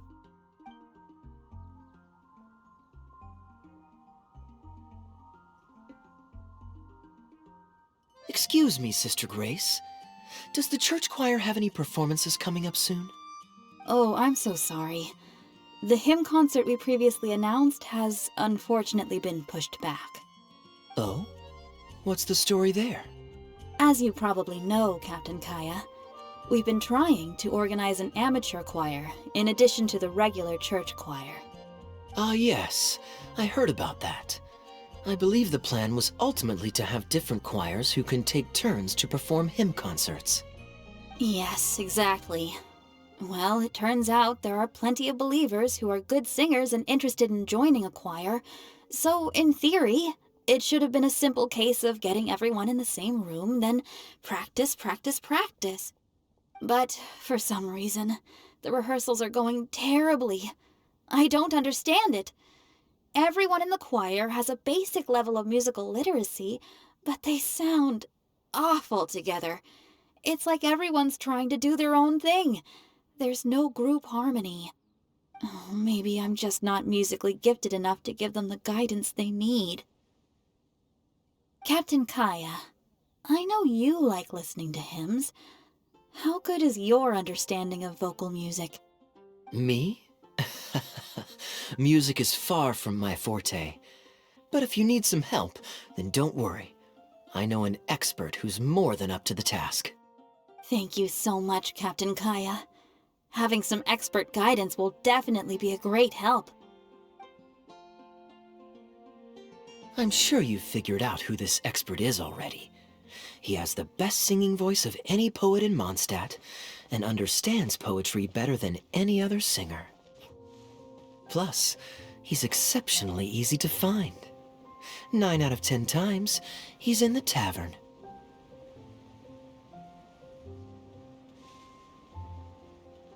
Go ahead and pick up some new pieces. Take it back, Allie. I shouldn't get caught buying alcohol. Good day. Drinking alone? I hope you don't mind us joining you. Hello, hello! Please, take a seat. We're all friends here. Patton, 1 moonlit alley and an apple cider.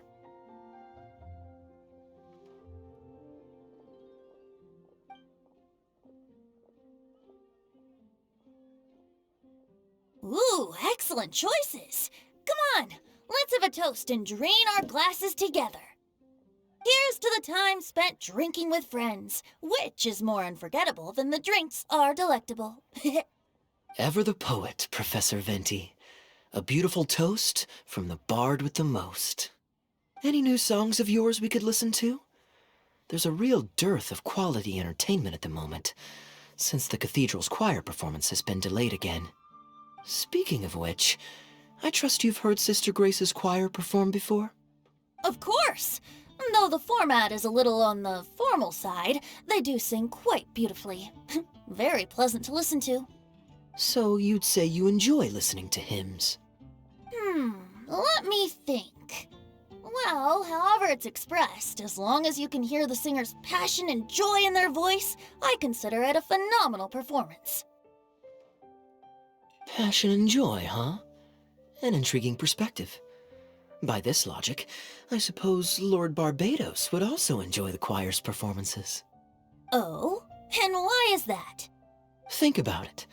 It's only because of his patient guidance and protection that the people of Mondstadt can now sing such beautiful hymns in the cathedral.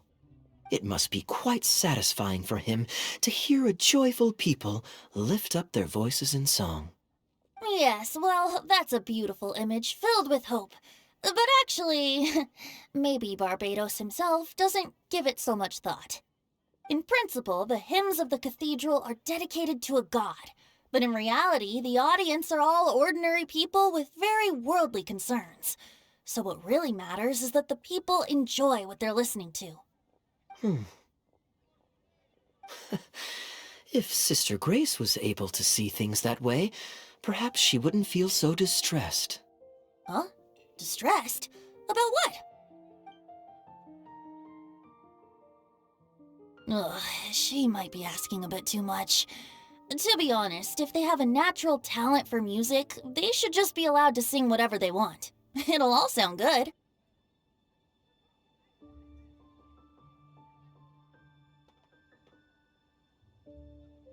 I'm pretty sure the first people to sing songs to the Animo Archon weren't all singing the same tune. Besides, he is the god of freedom. Surely he'd prefer to hear Mondstadters sing their hearts out however comes naturally to them. Well, to each their own, I say. But Sister Grace seems quite bothered by the whole thing. If only a kind soul with a deep understanding of poetry and music could help her. Patton? More drinks? Uh-oh. I only brought enough money for one bottle today. I'll have to pass. Another bottle of apple cider for Venti, please, Patton. My treat. Wow! Thanks, Kaeya. You are one of the finest students ever to emerge from my fast-track love poetry class. I always did admire your enthusiasm and kindness.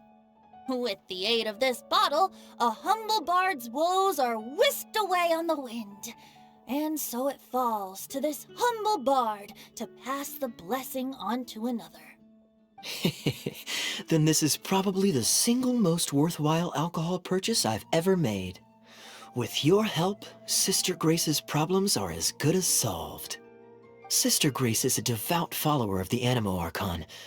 Perhaps it's her depth of devotion that causes her to worry too much about the smallest things. Don't worry. Just wait a moment. I'll go find her. Right after I finish this cider. The next time you visit her, our sweet sister shall be sad no more.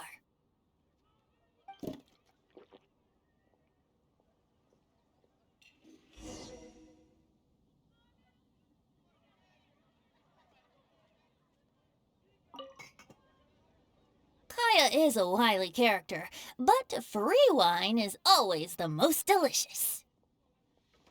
It's fine. I mean, the church's choral hymns aren't exactly my strong suit, what with all the finicky formalities and so on. But as long as there is love for music in the air, I'm sure I'll be able to help.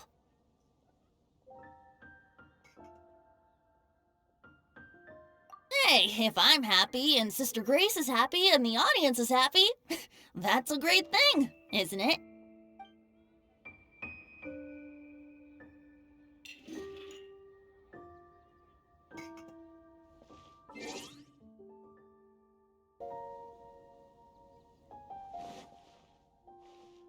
Hello, Sister Grace. How are the rehearsals going? Captain Kaeya, your bard friend has a few suggestions that are somewhat fanciful in nature. Fanciful in the sense of not worth adopting? Is that what you mean? Everyone in the choir loves to sing, but they're used to singing their favorite songs. Suddenly asking them to sing in perfect harmony like a church choir with years of experience is just too difficult. So, why ask them to adjust to the demands of those staid old church hymns when you could just create a new song for them? One that they'll be able to grasp quickly? If you want, I could help.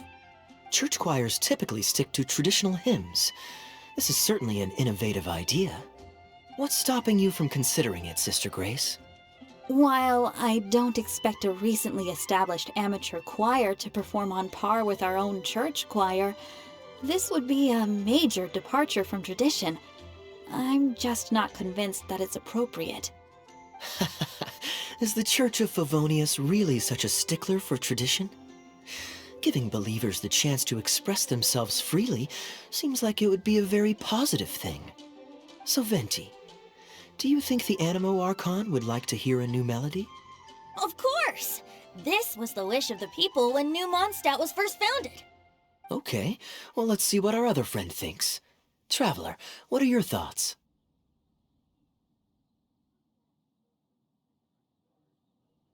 Another vote of confidence. Maybe there's hope for this idea yet. Maybe it's just a generational thing, but... Oh, well, it's not a completely unreasonable idea. I suppose it can't hurt to try. Looks like we're all in favor then, so let's start preparing. Sister Grace, could we trouble you to inform the choir members? Of course. I'll tell them now, and then we'll give this a try. Should we find some people to help us compose the lyrics? If this is to be a new song of the people, then the more fresh ideas we have, the better. Good idea. Let's split up and find some contributors, Traveler.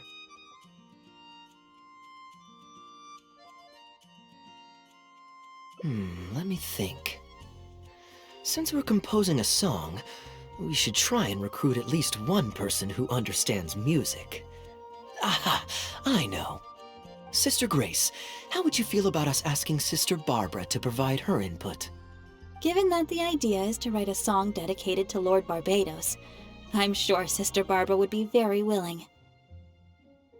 Perfect. Traveler, why don't you head into the cathedral and invite Sister Barbara to join us?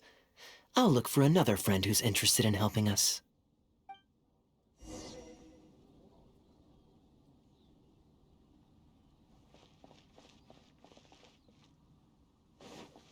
Got it! With this melody, it'll be much more expressive.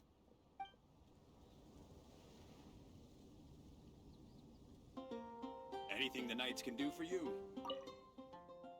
Let the wind lead. Traveler, it's been a long time since I last saw you in the cathedral. Fortunately, I have some time to spare at the moment. What is it? Oh, I see! What an interesting idea. The hymns we know today have been passed down to us through the ages. Very few people would ever think to create a new one. But as long as we put our hearts into it and write with reverence and devotion, perhaps our new song can become part of the tradition that is passed on and bring joy to future generations. I never imagined that the bard would come up with such an amazing suggestion. I'd really love to be a part of this.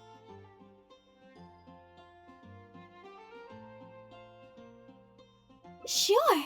Let's go there together right now.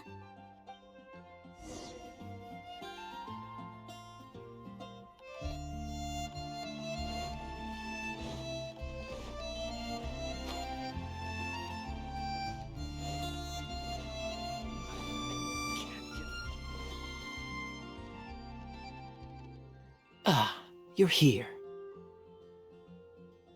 You took your sweet time. Psh, I've seen Kaeya play Genius Invocation TCG, making up a bunch of baloney to distract his opponents. He's a trickster plain and simple.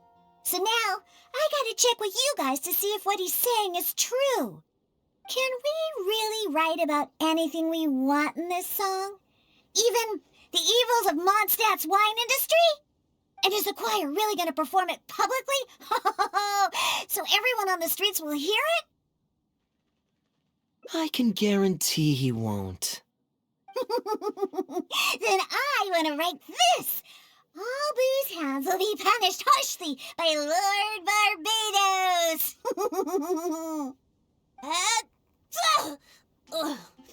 That's a very novel idea indeed. I'm used to just humming to myself while I work. So after Sister Grace criticized us for not singing in harmony, I was planning on quitting the choir. I never thought we'd be able to just sing what we wanted. What a relief. Plus, we get to write a song with Sister Barbara. I'm so honored! Thank you, everyone. Why don't we start by picking a theme for this song? I agree. Traditionally speaking, the theme should be Praise be to the gentle and loving Lord Barbados. I expect that Professor Venti might feel that topic is overdone and lacks originality, and that it may not be to Lord Barbados's liking. That's Kaeya for you. Got it in one. I'd suggest that everyone start by thinking of the little things in life that bring you joy. Ooh, well, then can I praise the perfect fish head soup my mom cooked last night? Of course you can. I think I'd like to rejoice in the precious days spent together with family. Let us praise Mondstadt, the city that allows us to sing freely.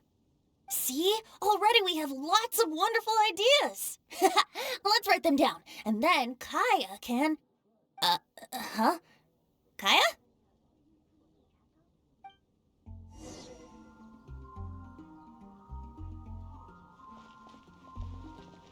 Okay, everyone, write your ideas down once you've got something, and then we'll open it up for a group discussion. I think the song should express the joy of being together with family. Should I write about fish head soup or Liyue grilled fish?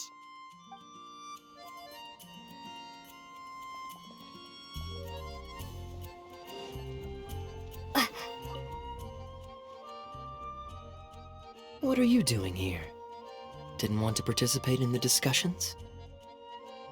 I just wanted to take you to hear a performance, but that obviously didn't happen thanks to the problems with the choir rehearsals. The rehearsals are now back on track, so I've done my part. If I stay here any longer, I'll probably get roped into singing with them. I'd rather it didn't come to that. My songwriting abilities are limited.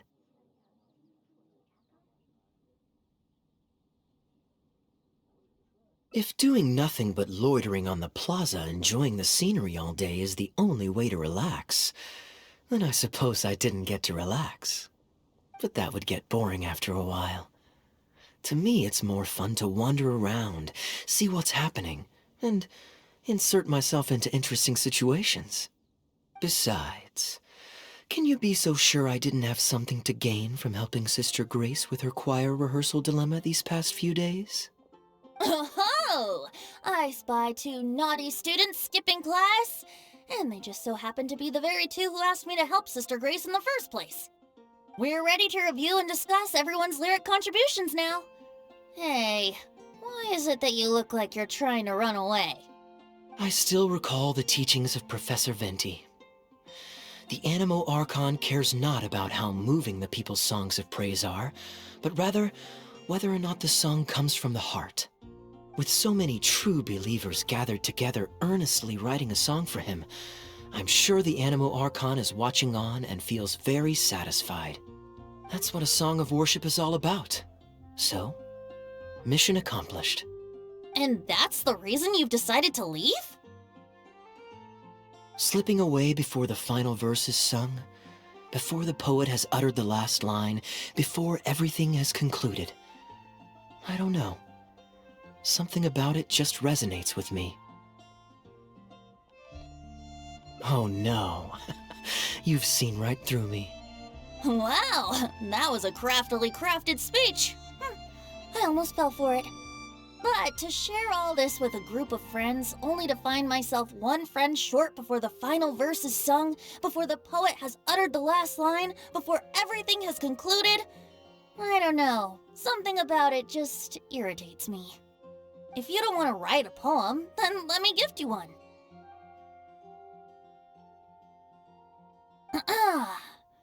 Abandoned to whatever fortune the cruel waters bring, bereft of control, directionless I swing.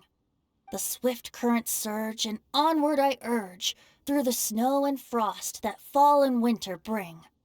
Majestic waves cresting, surf roaring its tail, none but the ocean to hear as I sing. The stars in my eyes as I chart toward the horizon, that into one day from the endless dome of night I shall spring.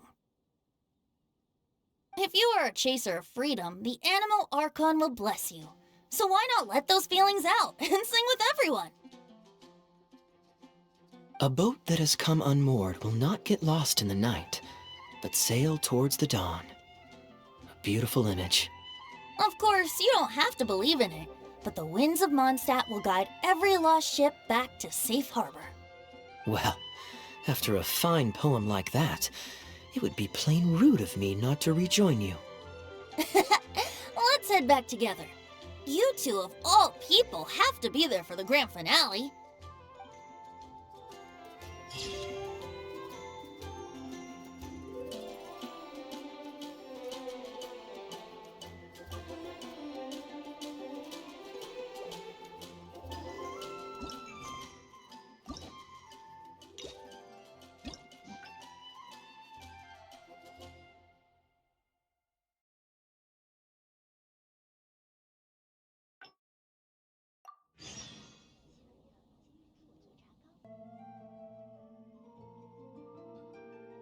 That works. Then I guess we'll see Diluc. Let's meet at the front entrance of the Dawn Winery tomorrow.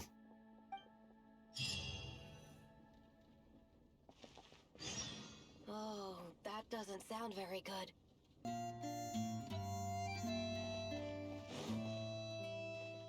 You made it. Come on, let's go inside. Brace yourself for some sour grapes.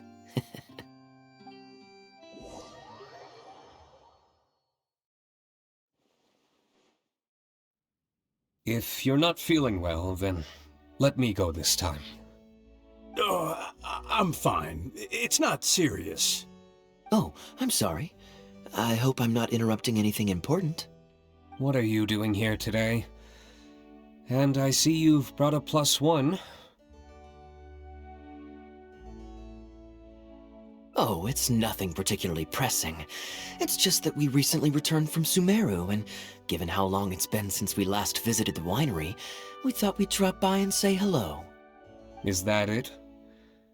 Make yourselves comfortable then. Oh, do you really mean that? Because my definition of comfortable happens to involve prodigious amounts of your finest wines. Speaking of which, I'm curious where you store the wine these days. Is it the same place as it always used to be? Sounds like you're in a hurry to reach your goal. Been plotting this raid for a long time? Plotting a raid? Why, you misunderstand me. The truth is, a rumor happened to reach my ears recently. My informants tell me that last month, the Dawn Winery spent a large sum of mora on 2 bottles of limited edition Northland Valberry liquor. However, it turns out that they were likely just cheap knockoffs masquerading as the real thing. Of course, a teetotaler like yourself would struggle to tell the difference. So why not get a connoisseur to help you appraise the quality? Ah, wait. But the sterling reputation of Dawn Winery is at stake. Why, if you really purchased bootleg liquor, that would be scandalous. Better to have unknown and insignificant alcohol aficionados do the taste test for you, to prevent word getting out. Quite the story. You used that one last year. Got anything else? What? Really? I totally forgot. In that case, how about the principle of reciprocity? Here, this is for you. I bought it for you in Sumeru, and it cost a veritable mountain of mora. Thanks. Put it on the table. That's it? No comment whatsoever? You want a comment? Okay then. This thing is very in line with your unique aesthetic tastes. Much like that vase over there. Elzer, fetch a bottle of this year's newest batch from the warehouse, or else someone will keep blathering on with endless excuses. One moment, Master Kaeya. I shall fetch it immediately. What's wrong, Elzer? Are you okay? My throat is a bit raspy is all. It got better after I began taking medicine, but recently it flared up again. Other than a bit of difficulty breathing now and then, it's nothing to be concerned about. Many illnesses are caused by overwork. If you don't get enough rest, medicine alone won't solve the problem. Surely you should have long since handed over the work of the winery to Diluc by now. You can't keep being Diluc's butler. He's becoming a louse. Actually, most of the time he... Take some time off, Elzer. Don't put it off any longer. I'll handle the guild matters. It's important to take care of your health. You have to take it seriously. And, cavalry captain, you would do well to remember that brevity is the soul of wit. Master Diluc, Master Kaeya, thank you both. Then I'll take my leave and rest for a few days. Enjoy your vacation. Though, before you officially clock out, let me head out the door with you. We can grab a few bottles on the way. There's nothing quite like enjoying a quality wine while feeling the gentle breeze against your face. Ah. Normally I'd accompany you, but unfortunately I still have some pressing matters to take care of. My apologies and regards to both of you. Really? Oh, that's a shame.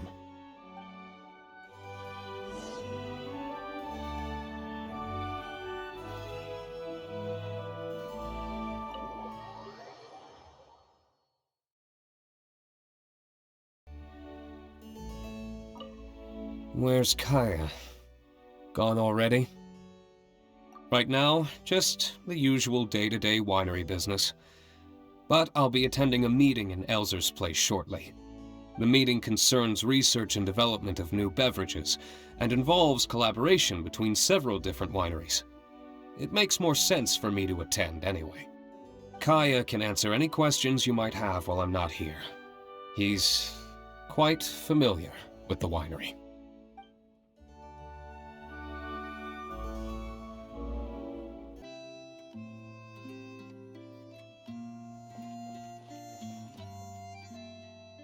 I asked Connor to select a bottle of our best. He'll bring it by shortly. You asked Connor? He hasn't seen you in a while. He's just happy to be able to do this for you. Considerate as ever. Ah, Elzer, I also brought you a gift. Here, this belt buckle's for you. Such artistry. Thank you very much indeed. I'll put it on as soon as I get home. Glad you like it. Go on, enjoy your time off. And don't forget to see a doctor. Very well, Master Kaeya. I'll be taking my leave now. Elzer is a good guy, and he's very responsible. But with 1,000 different things to worry about each day, that same sense of responsibility wears him down. Master Kaeya, your wine and an apple cider for your friend. All freshly fermented this year. Please, have a taste. Traveler, this one's for you. Oh, very clear. And a full-bodied aroma. That's rather nice. Isn't it? This one's a little on the sweeter side, but I can go grab a dry one if you'd prefer. No need. Sweet is just fine. Let's drink one together. Don't mind if I do. I haven't caught up with you like this in a long time. We used to always pour the first glass for you when cracking open a new barrel. With you gone these past few years, I've had to drink it for you. Well, since it wasn't me harvesting the grapes, de-stemming, or crushing them, it's much more fitting that you should take the first taste. It's an important step in the winemaking process. After harvesting the grapes, the stems have to be removed prior to fermentation, or they'll affect the quality. If you'd like, Traveler, you can help us harvest some grapes. Winemaking can be quite a lot of fun. It isn't nearly as exciting as he makes it sound. Your back will be in so much pain after picking grapes that you won't be able to stand up straight. Master Kaeya is right. Harvesting grapes is a back-breaking labor. But seeing the grapes turn into grape juice, then ferment into wine, is a fascinating experience. And every person at the winery should have a chance to share in it. Wait, so Diluc actually helps you with the winemaking? Oh, goodness no. Master Diluc is far too busy, not just during the day, but even at night. Oh? And just what is Diluc always so busy with? Well, come nightfall, he's always out there, networking, and so on. Master Kaeya, you may be surprised to learn just what lengths Master Diluc is willing to go to for the sake of the business. Connor, you're an awful liar. I hate to see you struggle. Oh, so Master Kaeya, how do you like your drink? I remember you weren't very interested in wine when you were young.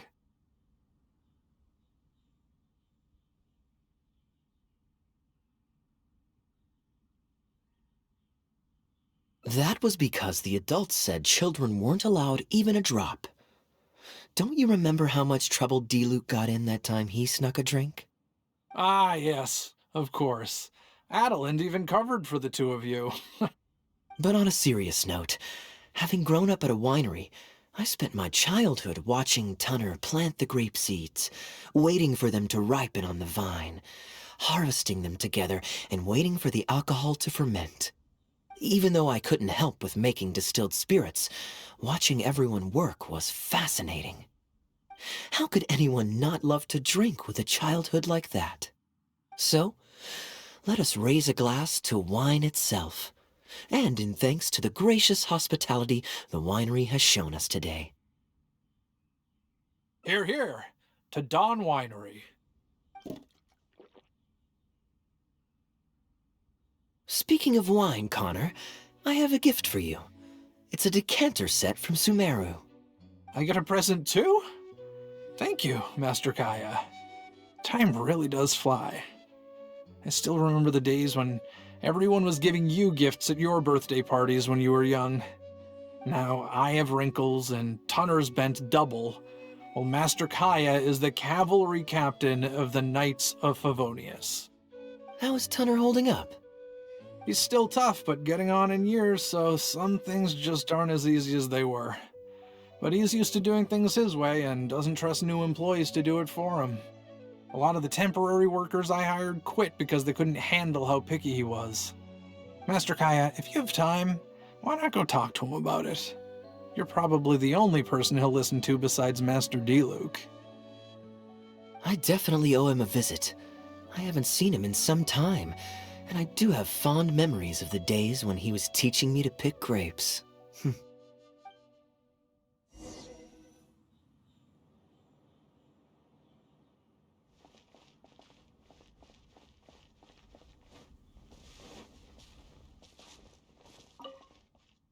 Busy day today, Tunner? Oh, Master Kaeya, you're back. Oh, no, I'm not at all busy. I just spend my hours watching the grapes growing on the vine. They're growing wonderfully this year.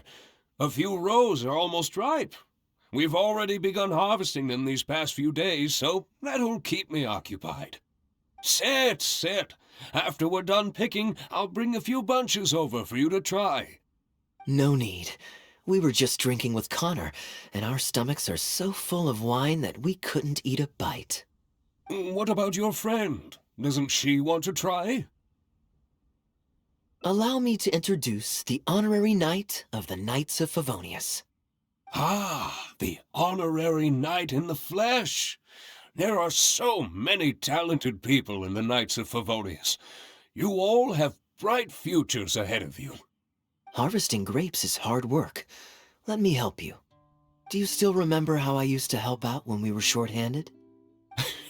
I believe I do. In that case, I'm counting on you. What's this? Everyone's clamoring to do manual labor? Well, suits me. More help is always appreciated. Come with me, young lass. I'll tell you which grapes are ripe enough, and you can pick them.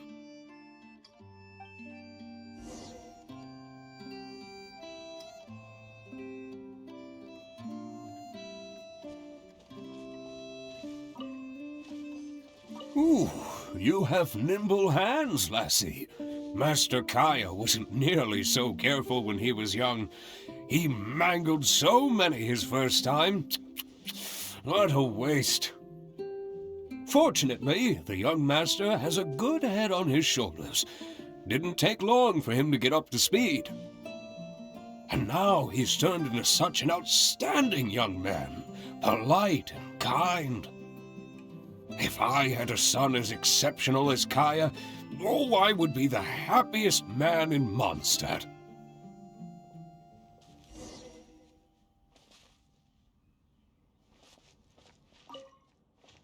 There's a few more rows of grapes up ahead. Let's finish picking them together. Careful not to damage the grapes when you pinch the stem. These grapes look excellent. You're a fast learner.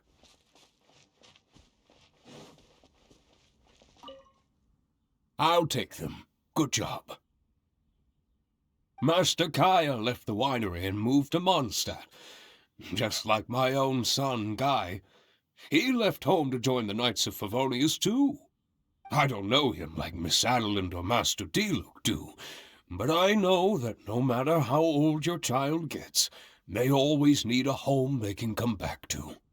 And without family by your side, you at least need the companionship of friends. I've been working here for decades and watched him grow up with my own two eyes. Sometimes I get the sense that there is something bothering him, something deep-rooted. But he guards his secrets closely. Or perhaps he just doesn't want to involve us. After all, I doubt that we could help him. I can see that you have a good relationship with Master Kaeya. Please look after him. He's very dear to us. Hearing that puts my mind at ease. You're a good child. Thank you. Wonderful, wonderful. Knowing that he has a friend like you, we here at the winery can be happy for him. You're looking very happy, Tunner. Was the traveler telling you some jokes? No jokes. I've received a letter from my son, Guy. He's really going places. I'm so delighted. Master Kaeya, honorary knight. My eyesight is fading in my old age. Could you read it out for me? Of course. Thank you both.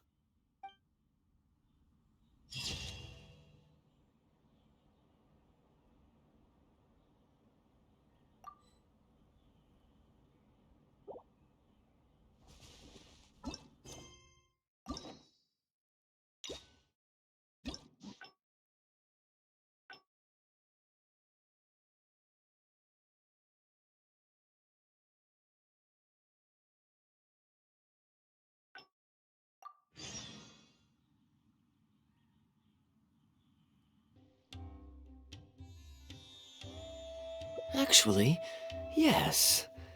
I saw some guards do a musical performance when I was traveling with their caravan in Sumeru. They were desert dwellers, so are these actors. And I think I actually recognize one of them. Come on, let's go watch.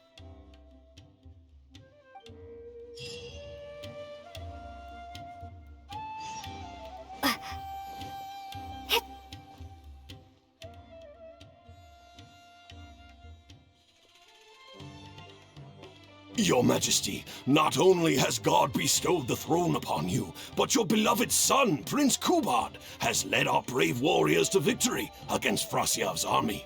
His men have laid down their arms and fled. Frasyav's brazen ambition is no more. He has bowed his head and now presents to your Majesty an offering of treasures and hostages, as well as a plea for peace. My king, this battle has finally restored the dignity of our people. Moreover, with Frasyav's offer of land comes the opportunity to expand our borders, as your Majesty so greatly wishes. His Highness the Prince and I believe this peace settlement will be a great boon to our nation. It is for this reason alone that I have removed my armor and made haste back to our halls from the front lines. My king, what say you to this proposal? Ah, it's the tale of Prince Kubad. Ever heard this one?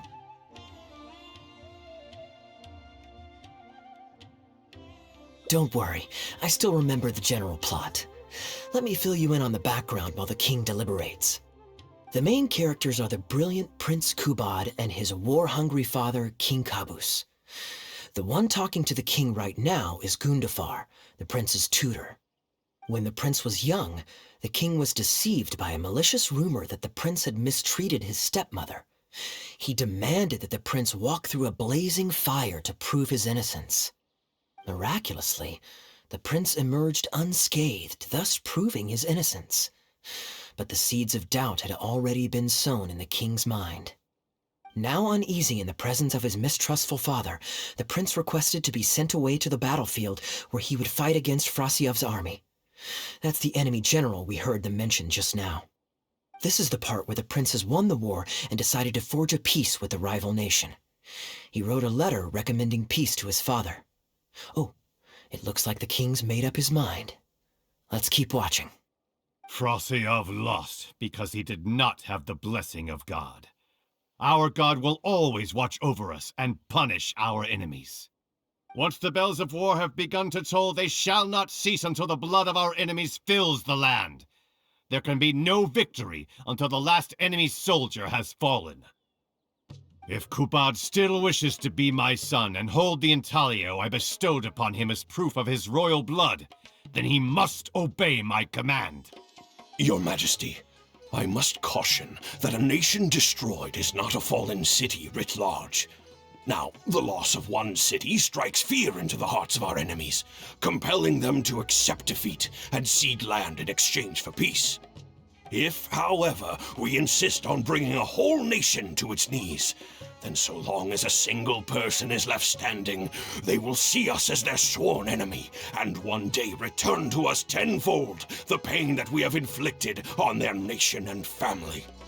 My king, a people is to their nation as wild grass to the open prairie. Though we burn down the whole field and spare not one blade of grass, roots continue to grow unseen beneath the surface. Come the spring, it is all but inevitable that fresh green shoots will rise up from the ashes. Cease, Gundafar. Your mind grows dull in your old age, filled with naive delusions. We shall have no more need of you on the battlefield. As for my son Kubad, I will summon him back to the capital, so he may be tried by a court-martial. What are you saying, my noble king? Why must you mistrust your own flesh and blood and sink ever deeper into the blight of hatred? When he was falsely accused, you once doubted his honor and made him walk through a raging fire. Did he not prove himself worthy by emerging unharmed from the flames? Now you would turn me away when I seek only to provide the wisdom of counsel. What is the justification for this? The justification is that my word, not yours, is the law of the land. Cease and be gone, Gundafar, so you may spend the rest of your days with your wife.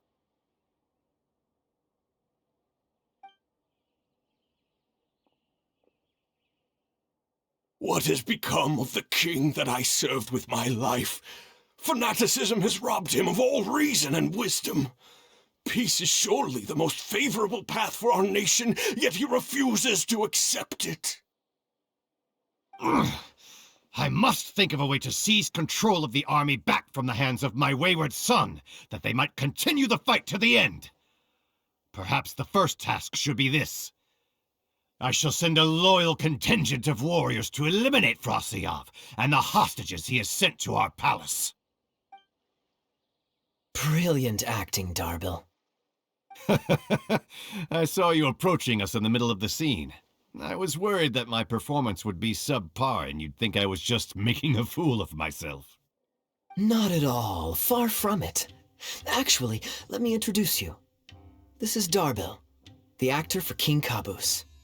When we first got to know each other, he was still a guard for one of the merchant caravans. Seems like he's now made the switch to full-time acting. Nice to meet you. Any friend of Kaeya's is a friend of mine. To be perfectly honest, I wasn't making all that much as a mercenary. It felt right to me to get away from the danger and live a more stable life. I was already pretty good at telling stories, so I just recruited a few friends and started performing shows all over the country. Full disclosure, we had to put this little stage together using whatever wood and cloth we could borrow. It's really low budget. Anyway, we're all good enough at acting to get through the motions, but none of us are any good at coming up with a script. Everything we tried to write just sounded off somehow. So I got a student from the academia to adapt an old story I knew to make it more appealing to our audience. What do you think? Passable? I could tell that you've had someone tighten up the lines. They turned out very nicely. Ah, that's good. Well, as you can see, even now, we still don't have much of an audience. Don't suppose you'd be interested to see the rest of the show? Sure, why not? I don't have anything pressing lined up. And I don't think the Traveler does either. Tickets for 2, please. How much would that be? There's no need for tickets. You could just get some food from Jafar Tavern. We've worked out an arrangement with them. We've actually found a sponsor for this performance, too. He's not too happy about the poor turnout, though. I doubt we'll be able to keep him for the next performance. A real pity. But what can you do, huh? Darbil Asgar still hasn't shown up for the next scene. We should get his costume and sword out so they'll be ready to go the moment he gets here. My apologies. I have to get ready for the upcoming scene. I'll see you from the stage. What you see is what we've got. Feel free to look around.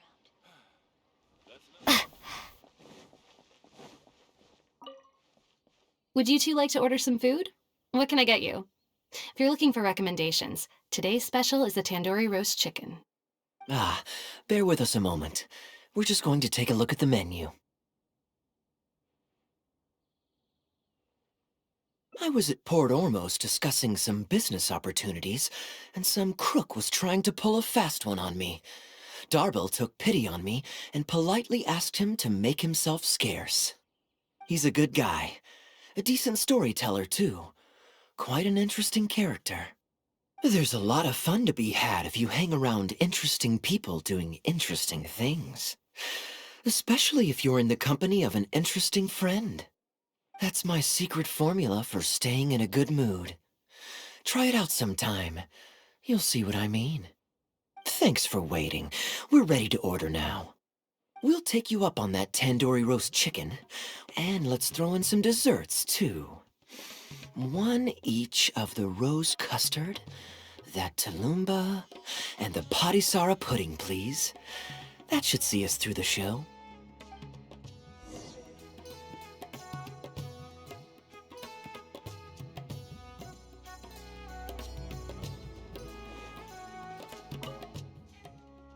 We've got good seats, close to the stage, but also not too crowded. We can watch the show as we eat. If I remember correctly, the next scene should focus on the prince. But I won't spoil it for you. You have to experience it for yourself. I don't tend to judge a story's worth by my personal affinity for it. But if you want to know my opinion, I'd say it's a fine tale, with a classical flavor that makes it a story for the ages. History always repeats itself. When you keep this in mind and watch out for the echoes of past events in the present, things that appear unfathomable at first glance become much easier to comprehend. Here you are. The check's on the table, too. Just call me over when you're ready to settle up. No need. I'll pay up front. Here. Keep the change. Thank you, sir. Oh, but this is too generous. Call it a token of my gratitude for the excellent service. The food all smells wonderful, too, so please pass my compliments to the chef. Thank you so much, sir. Let's dig in, traveler. Hey, Kaeya. I'm so sorry, but the actor who plays the prince has run into some difficulties and won't be able to make it. We can't do the rest of the show without him, so I'm really, really sorry, but we'll have to call the show right here.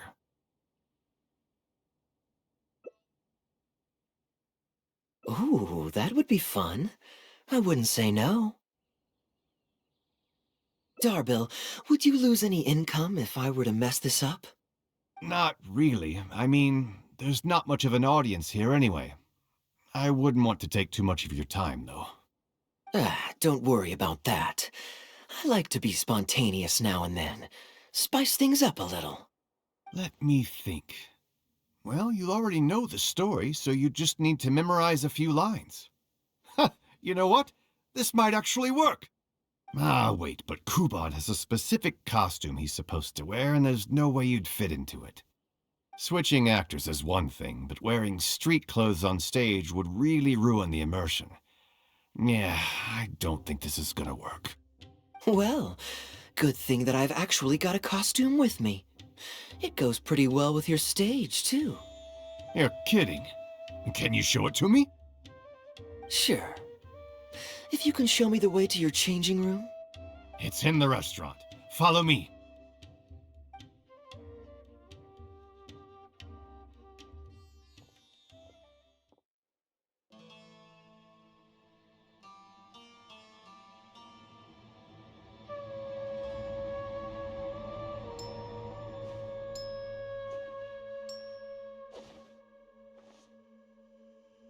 Gotta say, I think I actually look pretty dapper in this. It's a pity I don't have many opportunities to wear it in public. Uh-oh, not a fan of me as a prince? I'll have to act my heart out so you'll be too dazzled to make any digs. Kaeya, here's your script for the next scene. It's not too long, but you also don't have very long to prepare. Do you think you can memorize your lines in time? Only one way to find out.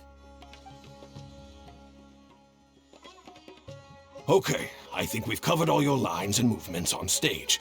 You haven't had long to prepare, so don't worry about forgetting your lines. We'll remind you. All right, I'm good to go. Great. Then let's get this show on the road.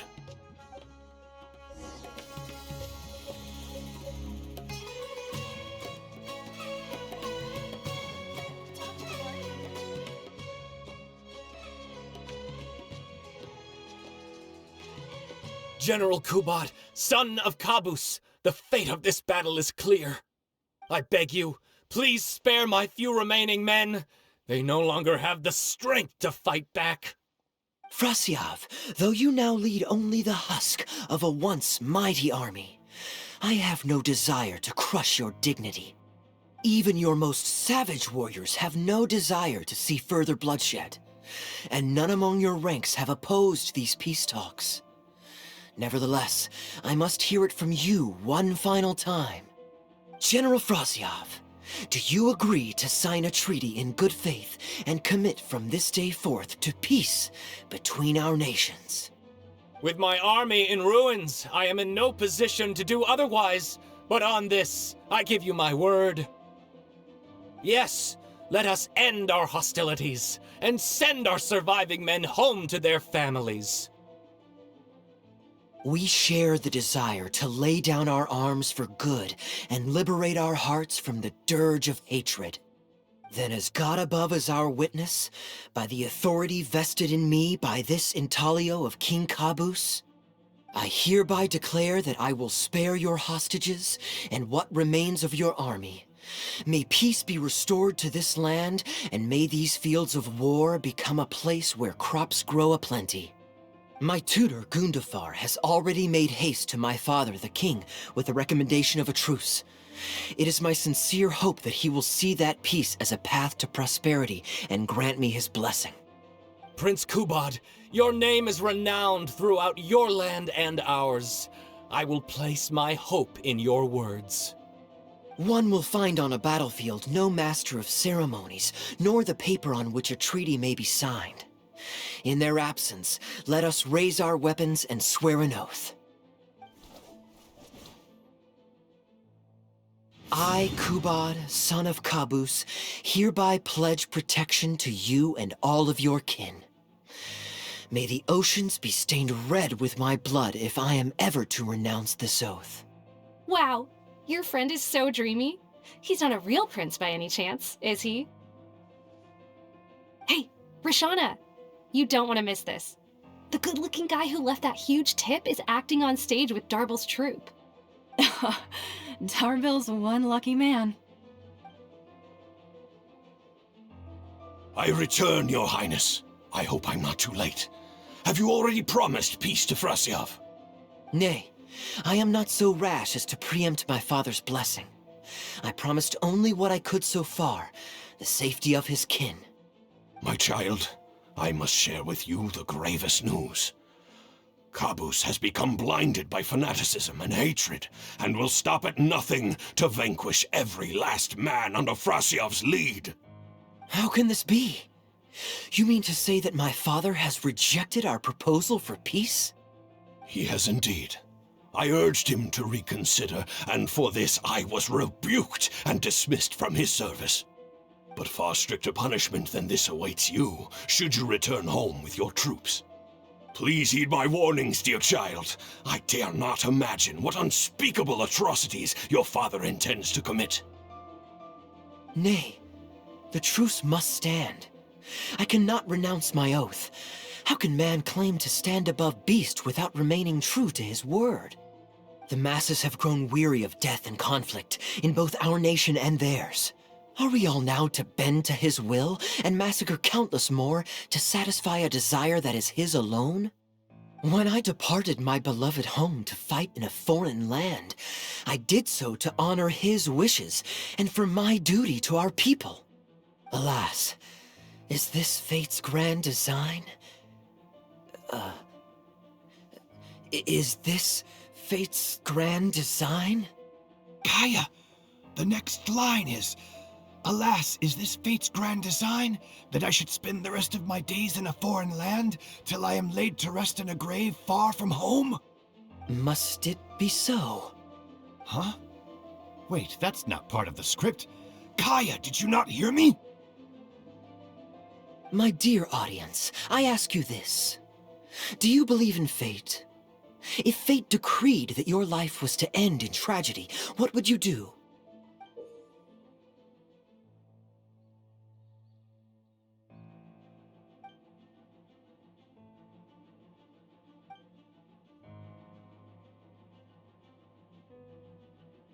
Oh? Then so must it be. Yes, so must it be. I shall discard this intaglio and rid myself of the shackles of fate. Wait, but that's not...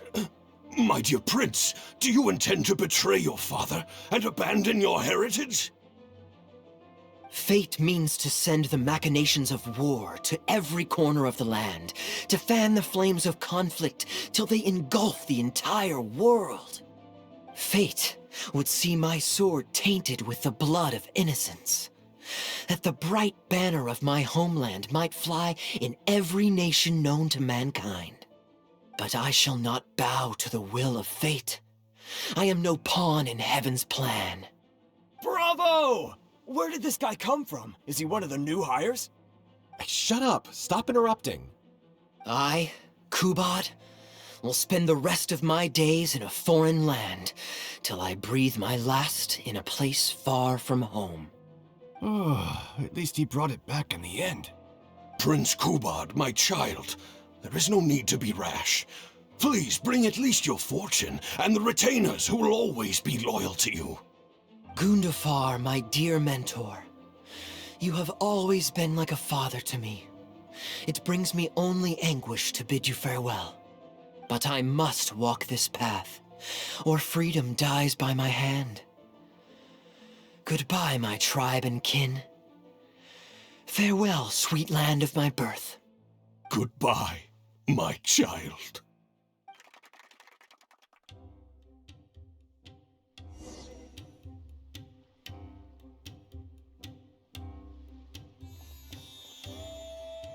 Ooh, it's Prince Kubad. Could I please get your autograph? Why, certainly, ma'am. Ooh, thank you. I'll just go find a pen. Just an autograph? Well, you can get one of those at any time. Acting is quite fun. If there ever came a day when I left the Knights of Favonius, I think I might go into acting full-time. Darbil, could you introduce me to this young man? My apologies, Master Toos. I somehow missed you in the crowd earlier. I was some distance away. I just came over near the end after I noticed a large crowd gathered around the stage. The performance was outstanding across the board. I knew that the poor turnout over the past few days was just bad luck. It was only ever a matter of time before you hit it big. The improvised section was particularly good. I think you could include some improvisation as a staple in future performances. As for the prop he threw, no need to get it back. It's fairly cheap anyway. Thank you, sir. And a big thanks also to our wonderful prince. Had Kaeya not agreed to fill in, we might have disbanded right on the spot. Kaeya, was it? Well, young man, I must say you've made quite the impression on me. My caravan is always loaded with the finest food and wines. You're welcome to visit at any time. Thank you for the invite, sir, but I'm afraid I've reached the end of my time at Sumeru. I'm sure that my friends and family in Mondstadt must be missing me terribly. Well then, consider it an open invitation. Once you've been bitten by the travel bug, my friend, you'll be getting itchy feet again before too long. My door is always open. If you're ever interested, please ask Darbil to reach out to me. Darbil, we can continue discussions on the sponsorship once you've wrapped up today's show. I'm going back to the inn. Thank you so much, Master Toos. I'll see you shortly.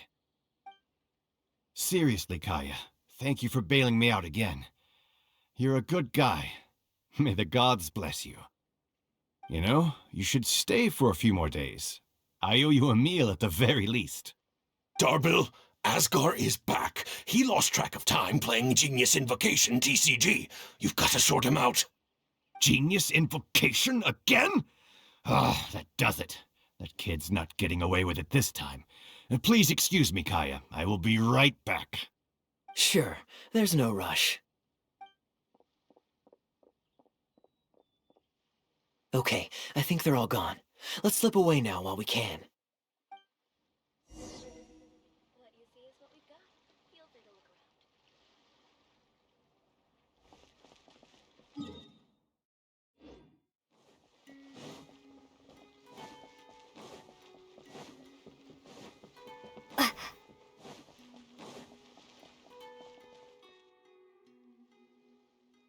All right, this should be far enough. Don't think they'll find me here. People were starting to expect a lot of things that I didn't sign up for. Besides, the missing actor is back now. Darbil shouldn't be needing me to stand in again. I don't mind socializing, but compared to chatting over food and drink, I much prefer just going wild on the stage. What about you?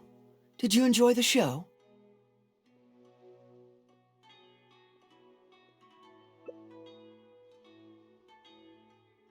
Oh? I was expecting a lengthier critique, but you've thrown the question right back at me. Sneaky. All right, I'll rise to your challenge. Let me think. All the world's a stage, and all the people merely players. Does that answer your question? Perhaps there's an inept god out there deciding everyone's fates, much like the academia student drafting Darbil's scripts. Yeah. Inept is a good word for it. Honestly, it might even be a little too civil to describe a god who turns fathers against their sons and is bent on endless warmongering, don't you think? Anyway, that's exactly why actors need to wake up and realize they don't have to follow the script. There's nothing to stop them from following their gut and making it up as they go along. Oh, my dear traveler, please don't take me too literally. I don't want you to get the wrong idea. The god is just a figure of speech. The real point I'm making is about the actors. Everyone, you and I included, is both an actor and a member of the audience. If you don't like the script, just walk off the stage and join the audience. You always have a choice. A little too obtuse? Well, don't dwell on it. It's nothing worth losing sleep over. I was just thinking aloud. Relax, be yourself, do your thing. That's all I'm really trying to say. When I did my little bit of audience interaction back there, you had no time to prepare. You had to just say what you thought in the moment.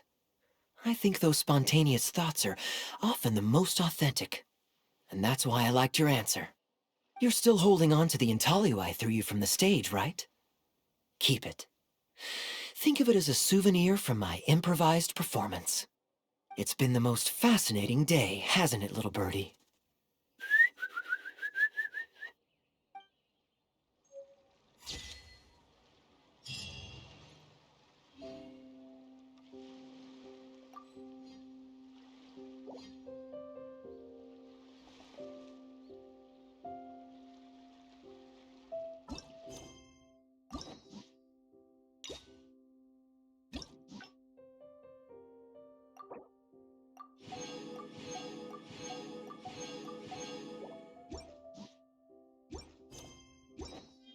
Please register new ship arrivals here. Bringing top-to-bottom reform to our foreign trade sector is exceptionally difficult.